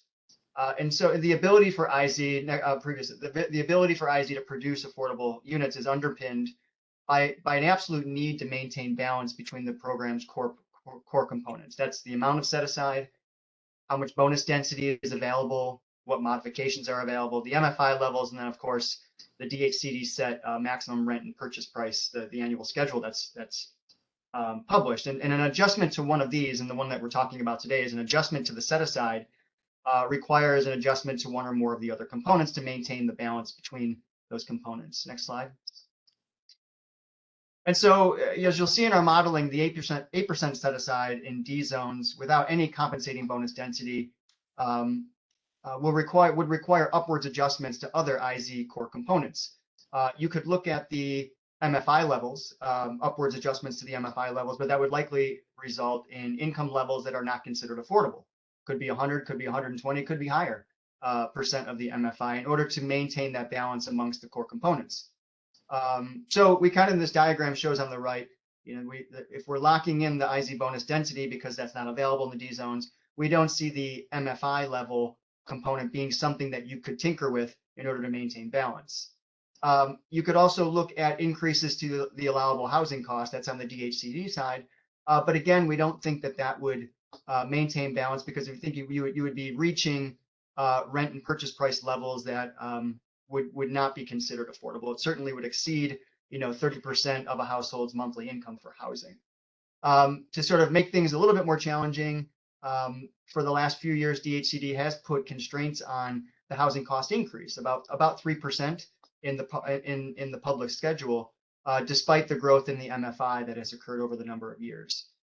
Finally, you could look at increasing market rent, but that will eventually, it only goes so far.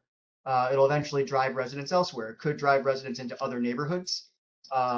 It could drive residents that want to live in the district into existing lower rent, naturally occurring affordable housing. Or it could, unfortunately, potentially drive potential residents into other jurisdictions. And so hopefully that kind of sets up what Jeff is about to present in the next few slides. Thank you, Shane.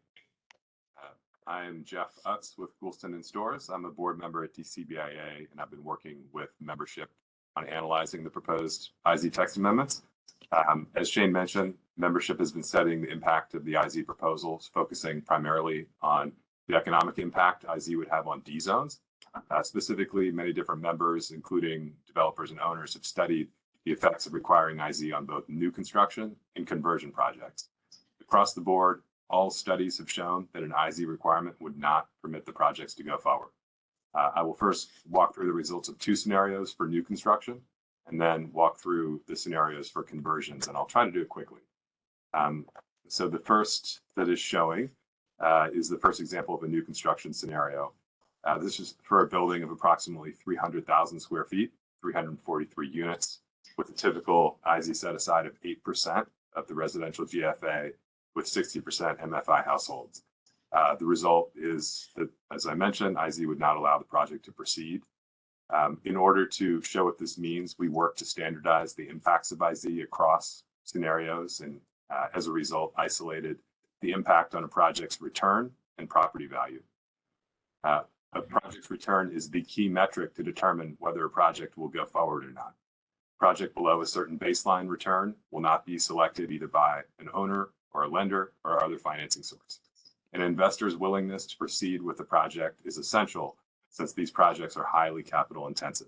It would not be possible to unlock the capital to proceed with the projects without achieving certain return thresholds. So we tried to standardize that across the scenarios. In the scenario showing here, an 8% set aside would result in the reduction of a baseline internal rate of return by at least 2%, which would result in the reduction of land value of $7 million for a $15 million piece of property. So it's a significant hit to a project's return and to value.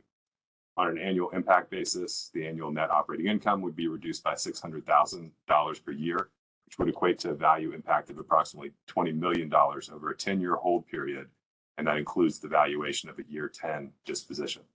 Next slide, please. Thank you. Scenario 2 tells a similar story. This is for a D-zone building of approximately 420,000 square feet with 400 units. Here, the baseline IRR is reduced by 2.2%, which is the equivalent of a reduction of $13 million for a $34 million piece of property. The annual impact and the 10-year hold value impact are very similar to those shown in scenario 1. Next slide, please. Thanks. Before diving into the results of the membership study of the impact of IZ on conversions, we thought it would be helpful to talk about conversions generally first. And I know we've talked about these before as part of IZ Excel Phase 2 and previously.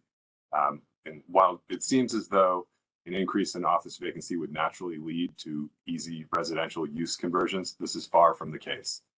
Conversions have significantly more constraints than new construction projects, which makes financing conversion projects even more challenging and typically more expensive than new construction.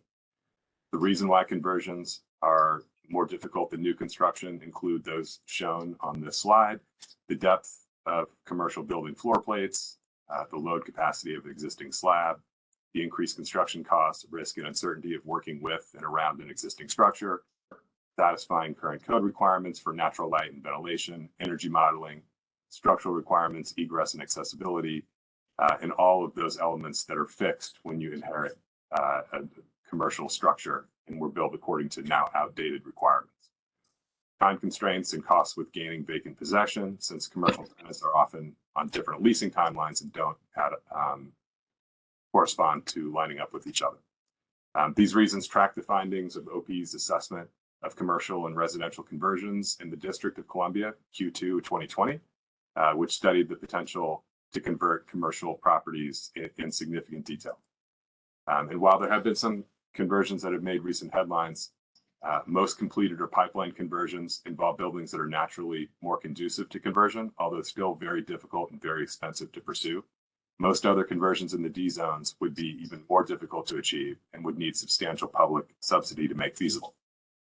So with that, next slide, please. We took a look at the first conversion scenario shown here for a building of approximately 450,000 square feet, which would yield 374 units. Here, the baseline IRR would be reduced by 2.3%, which is the equivalent of a reduction of $16.2 million for a $46 million piece of property. We do want to note that the impact on land and property figures are not apples to apples between new construction and conversion scenarios, but they clearly show significant value impacts. For this scenario, the annual net operating income would be reduced by $900,000 per year, which would equate to a value impact of $9 million over a 10-year hold period, and this does not include a year 10 disposition. Next slide, please. Scenario 2 tells a similar story. This is for a D-zone building of approximately 295,000 square feet with 243 units. Here, the baseline IRR would be reduced by over 4%, which is the equivalent of a reduction of $12 million on a $56 million piece of property. The impact annually and on a 10-year hold are similarly significant. And for each of these scenarios, the project would not be able to proceed. Next slide, please. The team also studied what sorts of incentives and financial assistance might allow for projects to proceed under IZ requirements. What we found was that no zoning incentives would likely offset the value impact of an IZ set aside in the D zones where the maximum FAR and maximum height are already generally permitted. Due to the high cost of land and conversions, obtaining affordable housing in the D zones would be better achieved through non-zoning incentives. This has been discussed today and earlier in our presentation. Non-zoning incentives might include tax abatements, cost subsidies, transfer and recordation tax relief, or a combination of these or other incentives. In addition, regarding the last bullet on the slide, while we believe that now is not the time to bring forward an IZ requirement in the D zones or to lower the MFI levels within the IZ program, we strongly recommend that if any requirements are to proceed, the concepts of robust vesting and phase-in mechanisms be studied and included. And DCBI would request participation in those discussions if they were to occur. With that, I'd like to turn it over to June Marshall. Thank you, Jeff. Good evening, everyone. My name is June Marshall, and I'm with Holland & Knight. Next slide, please. So what I'll be discussing is a brief historical context to refresh memories of how previously the ability to leverage affordable housing throughout DC with not putting it in the downtown development area. So in 1982, the Mayor's Downtown Committee produced the Downtown DC recommendations for the Downtown Plan, which became the Downtown Plan. The objectives of that plan were later adopted as part of the downtown element of the 1984 Comprehensive Plan. And in that plan, it addressed the area's economic challenges and called for more diverse uses with a strong emphasis on housing. And the plan also envisioned significant new residential development in Penn Quarter and Mount Vernon Square. In the early 90s, the Zoning Commission created the Downtown Development District, which required a greater use of mixed uses such as housing, arts, and retail space. And affordable housing was squarely in the forefront of the Zoning Commission, OP, DC Council, developers, and affordable housing advocates at that time. Next slide, please. So the goal was to increase the economic engine downtown, and that's how the current contribution to the Housing Production Trust Fund to create off-site housing was implemented. So back in 1990, OP's first recommendation was a financial contribution to the Housing Production Trust Fund made by the developer that was based on either a formula based on the assessed value, land area, and commercial FAR, or the appraised value of the commercial FAR that was subject to the housing requirement. The second OP recommendation was actually a financial contribution directly to a nonprofit housing developer. And that subsidy would be applied to produce specific designated housing units within 3 years of the nonprofit housing developer receiving the funds. With that contribution, the housing developer had to be a 501c3 nonprofit developer, and that recommendation also cited that the Director of Department of Housing and Community Development would certify to the zoning administrator that the proposed use of the subsidy funds, particularly the subsidy per dwelling unit, would be used in addition to other financial leverages. And for both of the recommendations, the payment of the housing contribution would have been made prior to the issuance of the building permit for the downtown site. Next slide, please.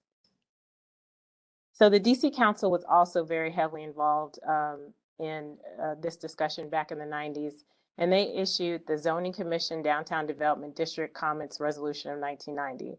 And in that resolution, the DC Council urged the Zoning Commission to adopt an alternative housing proposal for the downtown district that was submitted to the commission by a coalition of nonprofit housing, local community development, and business organizations, and as it was refined by the recommendations of the Office of Planning. The council found that the commission's proposed action would not allow housing or other development to proceed in the downtown area because the study submitted to the commission and part of its own record demonstrated that the development would not be economically feasible.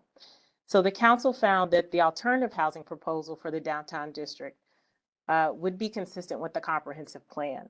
It would provide approximately 9,600 units in the downtown area south of M Street, and that number, approximately 75% of the extrapolated alternative, would generate almost $100 million in affordable housing elsewhere in the city.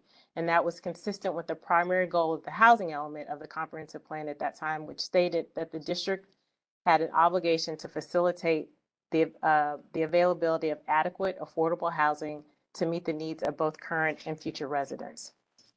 Next slide, please. So with the comprehensive plan, it recommends a combination of regulation and incentives to encourage affordable housing in Central Washington. So what could that regulation be? It could be a direct financial assistance to nonprofit affordable housing developers. So for deeper affordable housing in the city, most nonprofit developers want wraparound services that strengthen communities, such as tutoring, job services, and playgrounds. And that's not readily available in the downtown district. Also, a refinement of existing alternative programs that are better used to produce affordable housing for deeper levels of affordability, such as DOPA and even TOPA.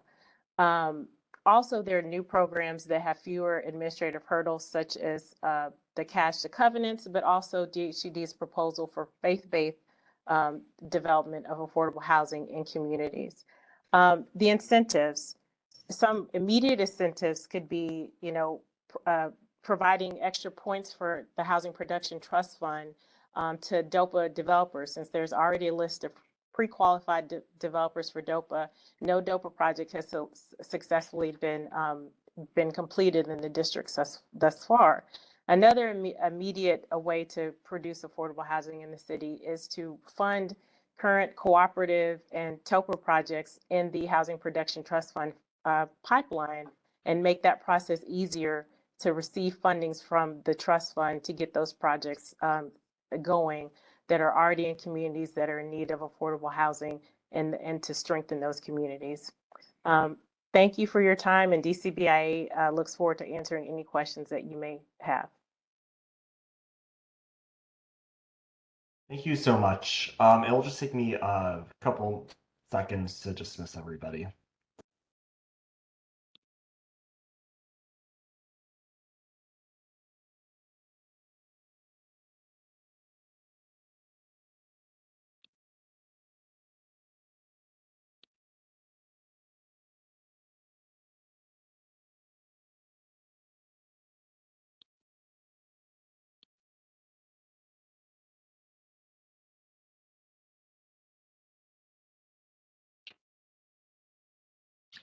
Thank you.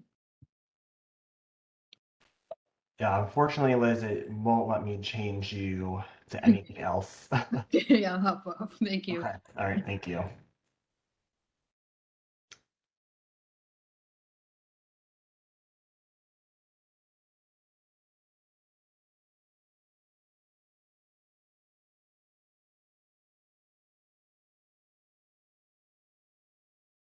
Sorry, I was on mute. We have Cheryl Court, who will have 5 minutes to testify, and then we will have Max Broad.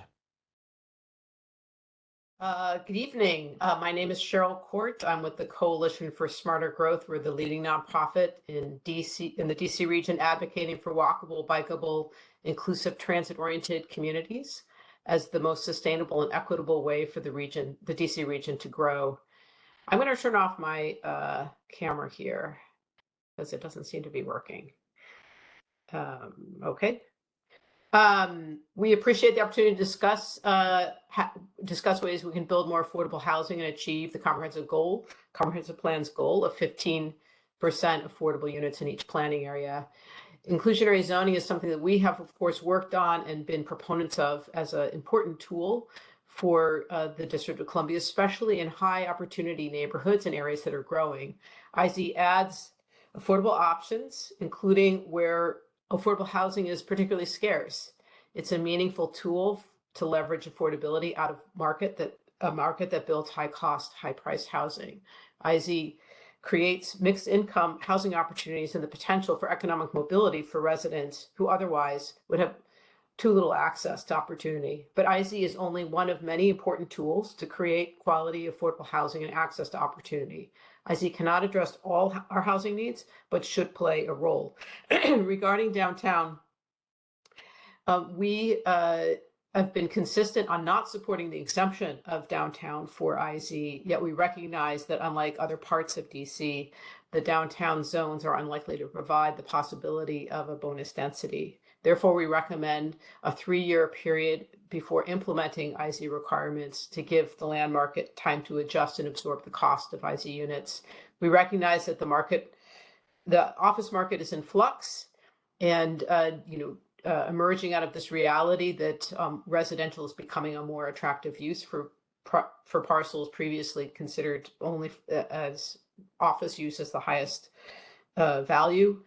While IZ requirements do impose some cost on new residential development, the dramatic shift away from office has a far greater impact on values. Conversions from office to residential are extremely difficult and uncertain. So we think that the modest cost of IZ is on the margins of much larger trends.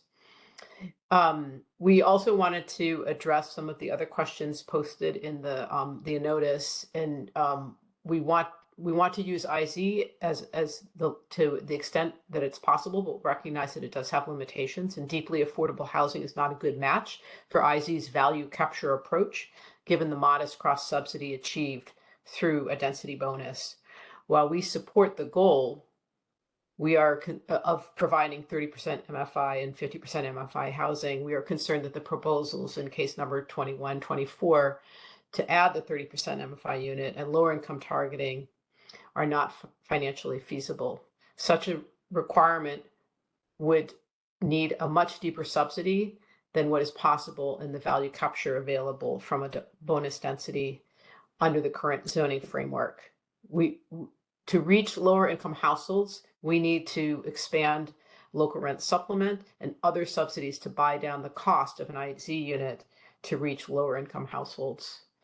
Beyond IZ, zoning and the development review process must prioritize affordable and mixed income housing proposals, especially those serving extremely low and very low income households.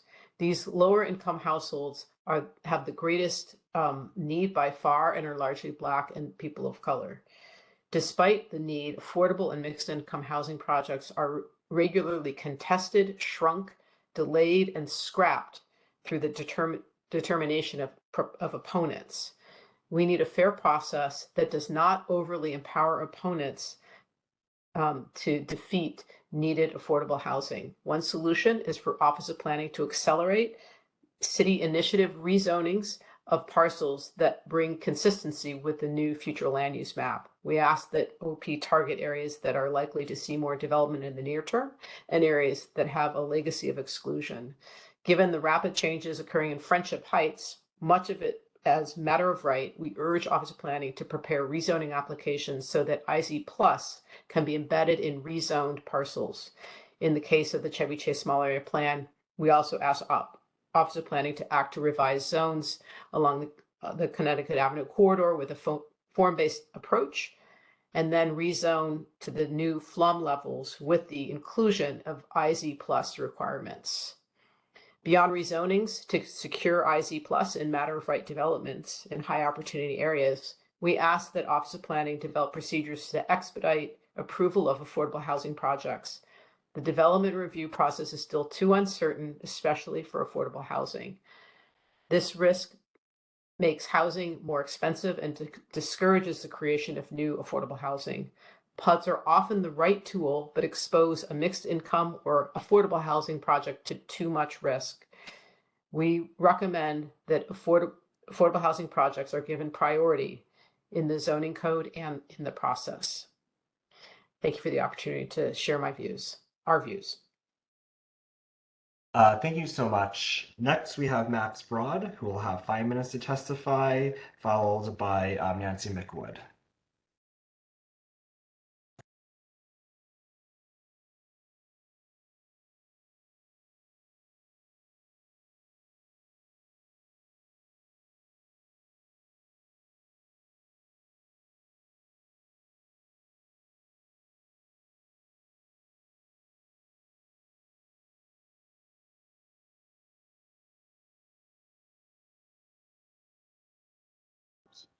Okay, can you see me? We can see and hear you. Thank you so much. Thank you, Jonathan, and the Office of Planning for hosting this. And I appreciate your support as I was having technical difficulties to be part of this. Thank you for setting it up and accommodating me. I'm here to talk about an issue that is of growing concern, growing awareness, probably a little bit off the beaten path, but politicians and community leaders are speaking up more and more about the concern around DC Housing Authority's prohibition on pets in public housing. And this is a really important issue for 3 reasons. So essentially, most residents who live in DC housing are prohibited from having pets. And this has 3 major impacts on our local city, our city. First off, the people, people who have pets who are looking for housing are either not able to move into the housing because they want to stay with their pet, which those of us who have pets know that they're a family member for us, and it's just not an option to give them up. So people are put in a position where they're forced to choose between housing or losing their pet. And, that's obviously a really terrible choice, not to mention the incredible power that pets have in providing mental stability and mental relief, especially over these past few years when we've had extreme stress and anxiety dealing with the pandemic. These are the folks who are hit by all sides and really need the support they can to be able to live with their pets. The second impact is the pets themselves, who are forced to, if they're left behind, they're forced to reconcile that, live without their guardian. And on top of that, they're forced to, sometimes they're abandoned, left behind.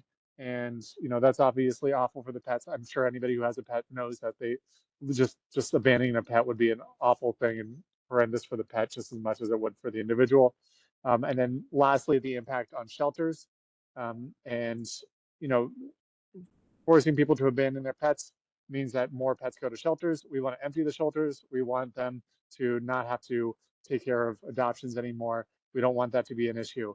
And one thing we can do is integrate pets into public housing. A few years ago, the standard was recently expanded to have seniors and the disabled be allowed to, or folks with disabilities be allowed to live with their pets, which is great and an important step forward in DC Housing Authority, but it's still not compliant with the federal standard from the Department of Housing and Urban Development, in which they require that pets are able to live with their guardians. And indeed, in DC, we have gotten a waiver for allowing pets to live with their guardians, but DC has a waiver to go against what HUD requires in allowing us and our pets to live together. But it's not like that in DC. And so we'd like DC to become compliant with HUD, allow us to live with our pets, and indeed move forward together. I understand that there's nuance around this issue, and any design of allowing pets into buildings would need to be done thoughtfully.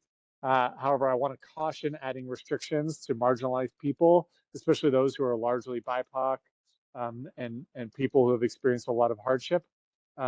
This current policy of not allowing pets kind of steers in the realm of the nanny state.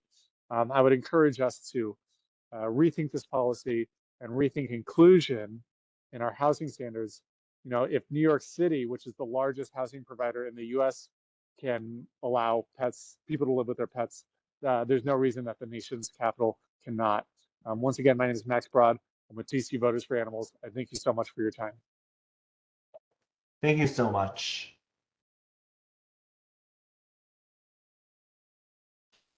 Next, we have Nancy McWood, who will have 5 minutes to testify, followed by Shelley Reck.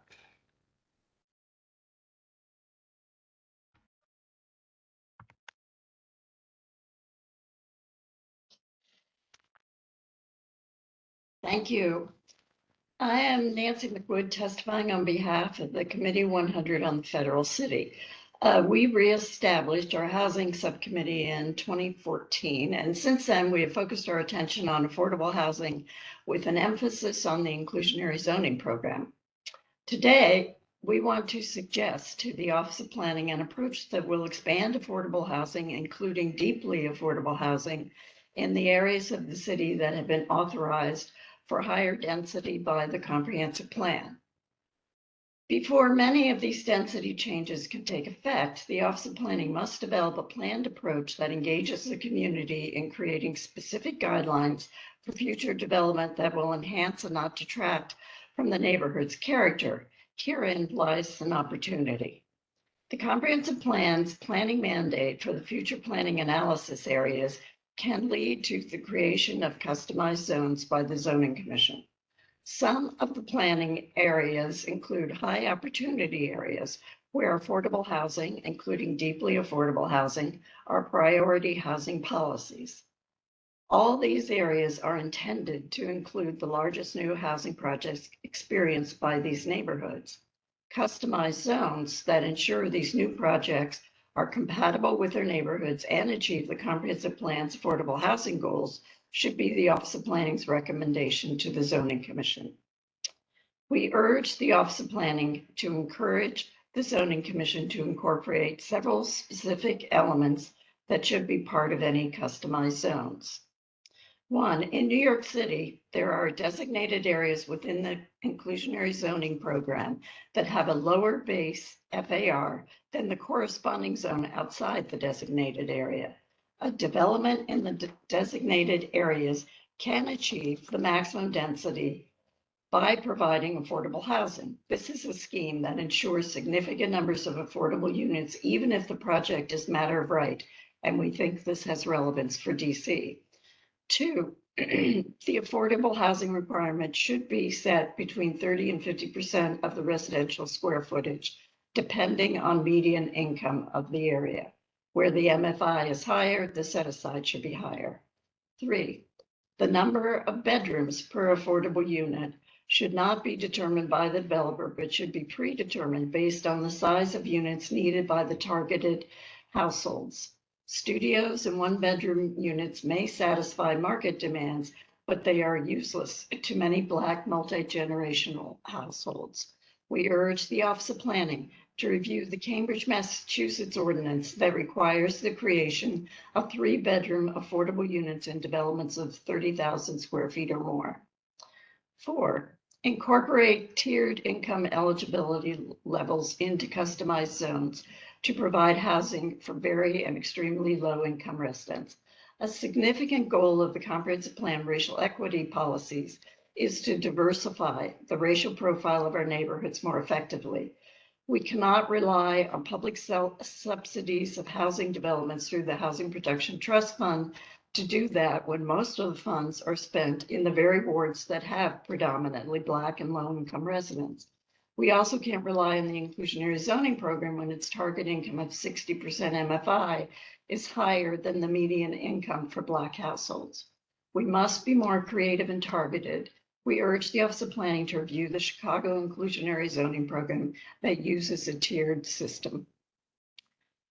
We also strongly urge the Office of Planning to reject initiatives that seek to transform rent-stabilized units into permanently rent-subsidized housing units to achieve housing goals. It is a false achievement if we remove housing affordable for households that cannot pay market rate rents to provide housing for households with subsidies.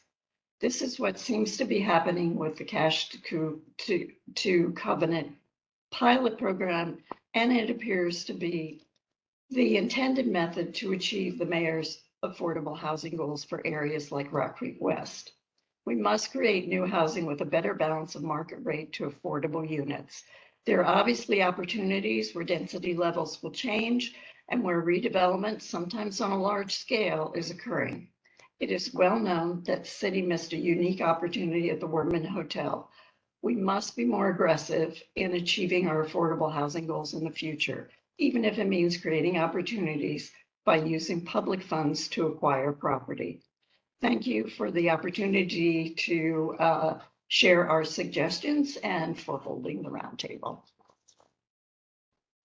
Thank you so much.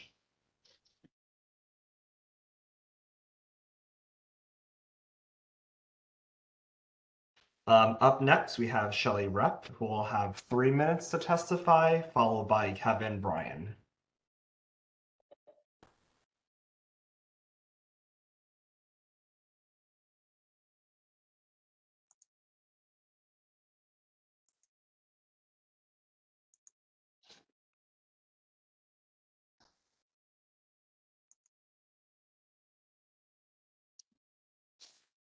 Okay, can you hear me?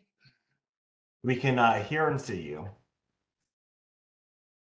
You can hear me, right?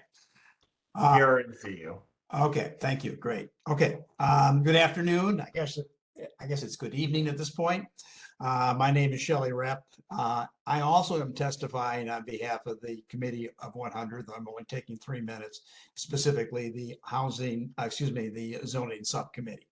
My testimony addresses needed changes to the inclusionary zoning program, specifically the application of IZ to the currently exempt downtown zones. We have all seen and heard today reports that the office vacancy rate in downtown DC is around 20%.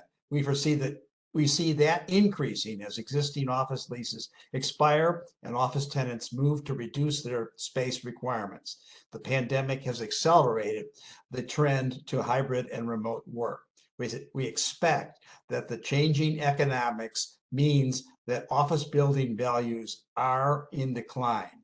Office use is no longer the sole best use of downtown space. We assume everyone would like to see a vibrant, livable downtown with a mix of office, retail, and residential.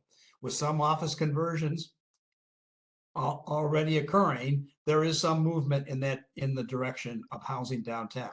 We also assume everybody would like to see our downtown to be diverse. However, without intervention, downtown residential developments will be market rate with few, if any, affordable units. Inclusionary zoning is one tool available to remedy the situation, and one that does not require the expenditure of limited resources. Also, applying IZ to downtown not only would help the mayor achieve her goal of creating 12,000 affordable units by 2025, but would also promote the racial equity goals established by the council. We have heard others claim today that imposing an IZ requirement is not appropriate because since many downtown buildings are already at maximum height, no additional density can be granted in exchange for IZ. However, as pointed out by Mr. Rogers, the IZ requirement applicable to the rest of the city and in the current regulations is a two-pronged requirement. For development subject to IZ, the zoning requirements require that dedicated affordable space can be the greater of a specified percentage of residential square footage or a specified percentage of bonus density. Thus, the existing requirement is not conditioned on the granting of bonus density. The district has tried and failed to address its affordable housing needs through the approval of developments that have caused displacement of existing residents. As a result, tens of thousands of households have been forced out of the city over the past 20 years. Yet the demand for affordable housing remains. It is time to seriously meet that demand. It's also time to cease clustering affordable housing units east of the Anacostia River. Outside of this proposal, I also want to point out that the Committee of 100 recommends that the Office of Planning move forward with proposals to expand the regular IZ program by raising the IZ requirements and deepening required medium family income requirements. One suggestion would be to apply the requirements contained in IZ Plus to regular IZ. Further, compliance with IZ should be required for all PUDs. Thank you for allowing us to testify. Committee of 100 stands ready to work with the Office of Planning and others on these recommendations. Thank you. Thank you so much. Next, we have Kevin Bryan, who will have 5 minutes to testify, followed by Parisa Naruzi.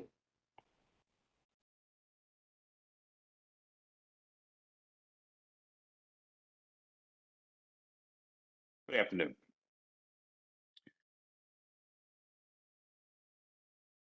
My name is Kevin Bryan, and I'm pleased to testify on behalf of Ward 3 Housing Justice, a grassroots advocacy group organizing for truly affordable housing and economic opportunity, particularly for Black and Brown residents here in Washington, D.C., who have been or are in danger of being displaced.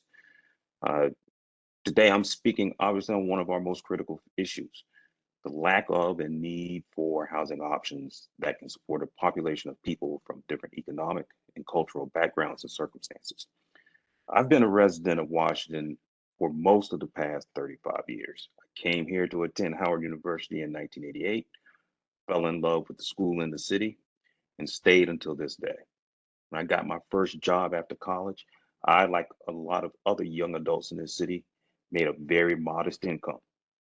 In 1994, I was able to find a one-bedroom apartment in Logan Circle for $600 a month. Despite not making much money at that time, I could still make ends meet each month.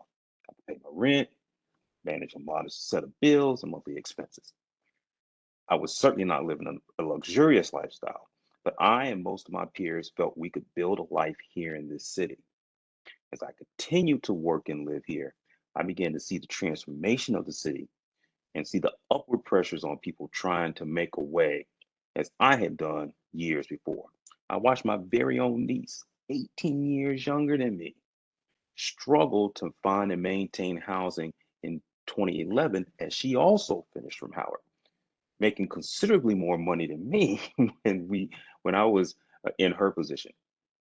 I worked with low-income residents in Northeast DC, attempting to hold on to housing along Rhode Island Avenue in 2014, despite efforts by landlords to convert their one option for affordable housing to market rate units that could not support the needs of their families. And in 2020, as the pandemic hit, I realized that I would have never been able to survive in this city today if I were that same young man attempting to start his professional life serving his community and the wider public. Washington is not only the working occupants of the halls of Congress, the Capitol, or even the Wilson Building.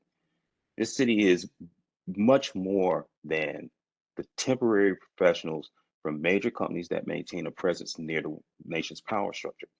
In fact, Washington is a collection of the most diverse groups of everyday people supporting the vast culture of this town. The teachers, the nonprofit and community service workers, the nurses, the hospitality workers, the artists and performers, the small business owners.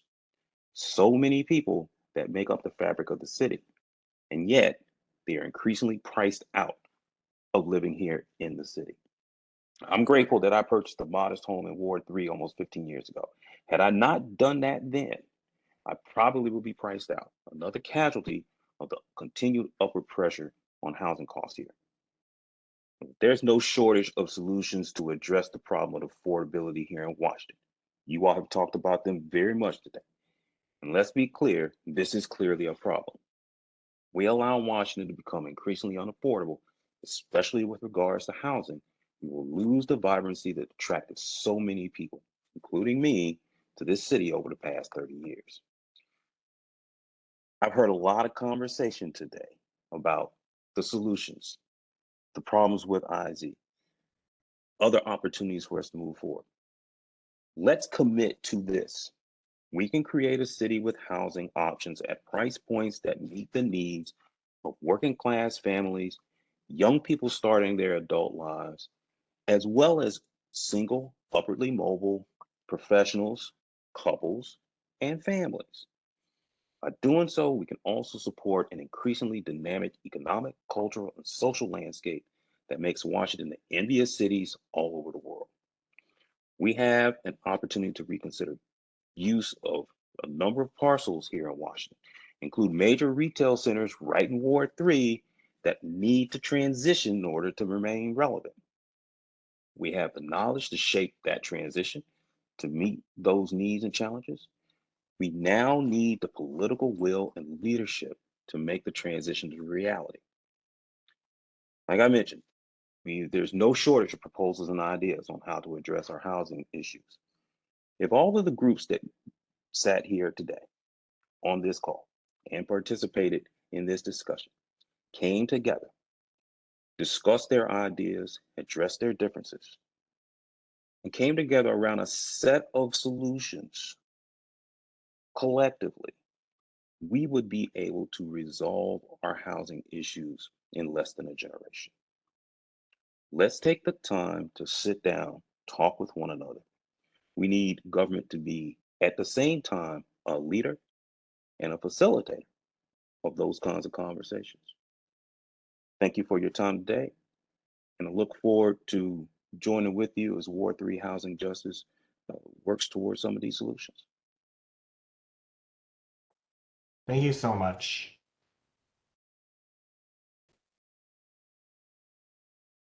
The next two people who are supposed to testify are Parisa Naruzi and then Taylor Newvell. I don't see either of you in the attendee list. I have emailed both of you. If there's somebody else who's supposed to be your representative to speak, if you could email me, that would be great. Otherwise, the last person to speak is Commissioner Ruckauer of ANC 2B, and I will let you in now. And again, if I missed anybody, please email me.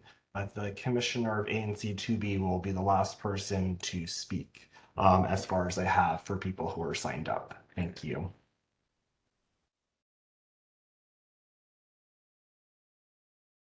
There. Can you see and hear me? We can hear you. Your camera is off. Okay, let's see what its problem is.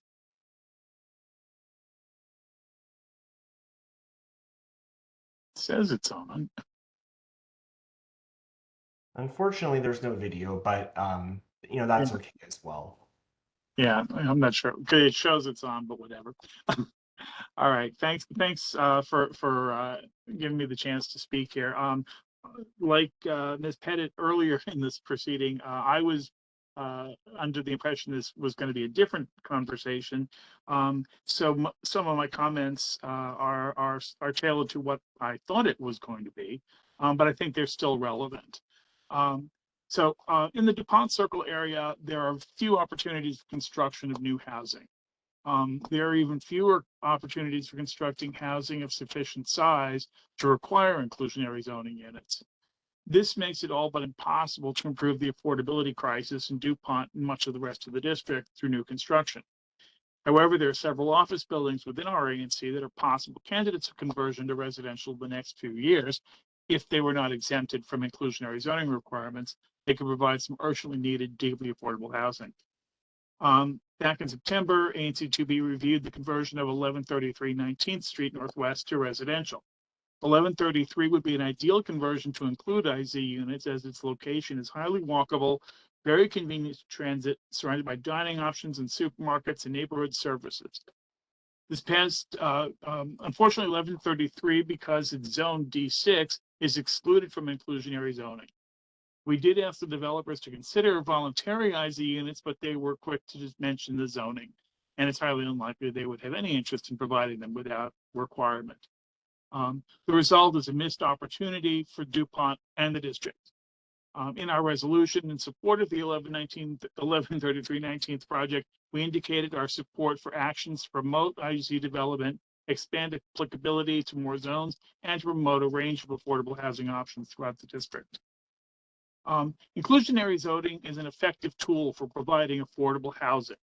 In the downtown area, it can be used effectively to produce affordable units without the side effects of displacement that have occurred in other areas. I just lost my place. Let's see where. Yeah, therefore it makes sense to withdraw the exemption from inclusionary zoning units for buildings in all D zones to increase the inventory of affordable units. The AG's proposal for off-site IZ units is in the same census tract where the main building cannot reasonably accommodate them is a sound idea. A concern is that in densely built areas such as DuPont or the downtown core, this approach is largely infeasible though.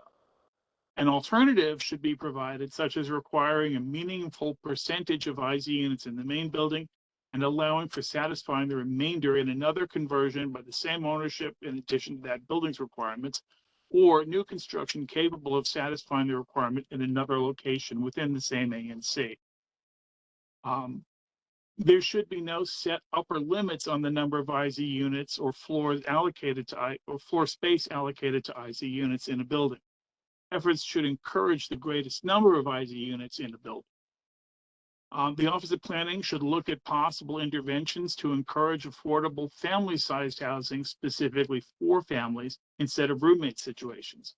Other housing options should be developed to suit the roommates in group homes. IZ development alone cannot solve our housing inventory problems. Current single-family and low-density zoning must be upzoned and new multi-unit development encouraged in those locations. Along with residential conversions and increasing available housing stock, it's essential attention is given to establishing livable communities that are activated, homey, welcoming. Consider a revival of DC's old neighborhoods, where all necessities were only a short walk away from most residences. This would do much to support eliminating minimum parking requirements, and eliminating minimum parking minimums is long overdue, and it makes no sense to perpetuate them in light of the climate change and the district's own environmental objectives.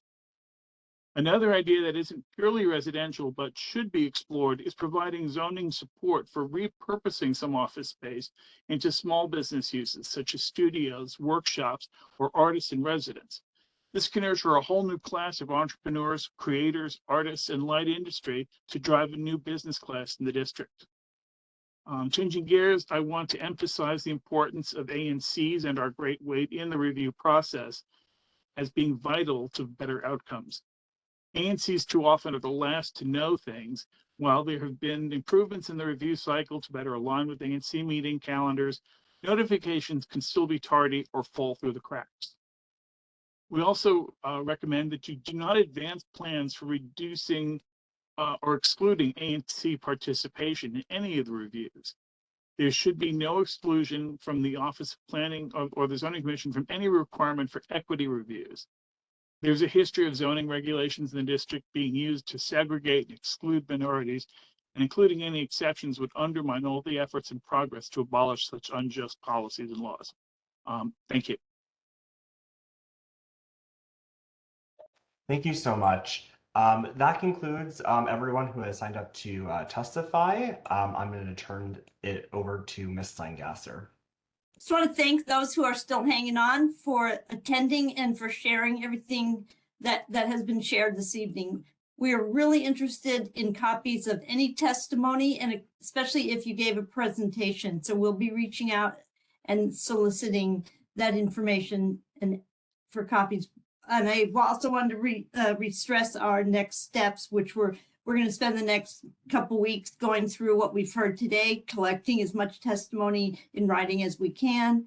We'll then be reporting back to the Zoning Commission on the results or the general themes that we've heard, the specifics of this evening, and then we'll be probably bringing forward some kind of changes that address affordability and IZ in the winter time. So that sounds a little vague, but we do have to process everything we heard this evening. We'll share it with the Zoning Commission, and then we'll be taking our lead from there. So I do want to thank everybody for joining us this evening. Thank you. And if you have any questions, reach out to any of us here at OP, and we'll be happy to share what we have. Thank you. Good night.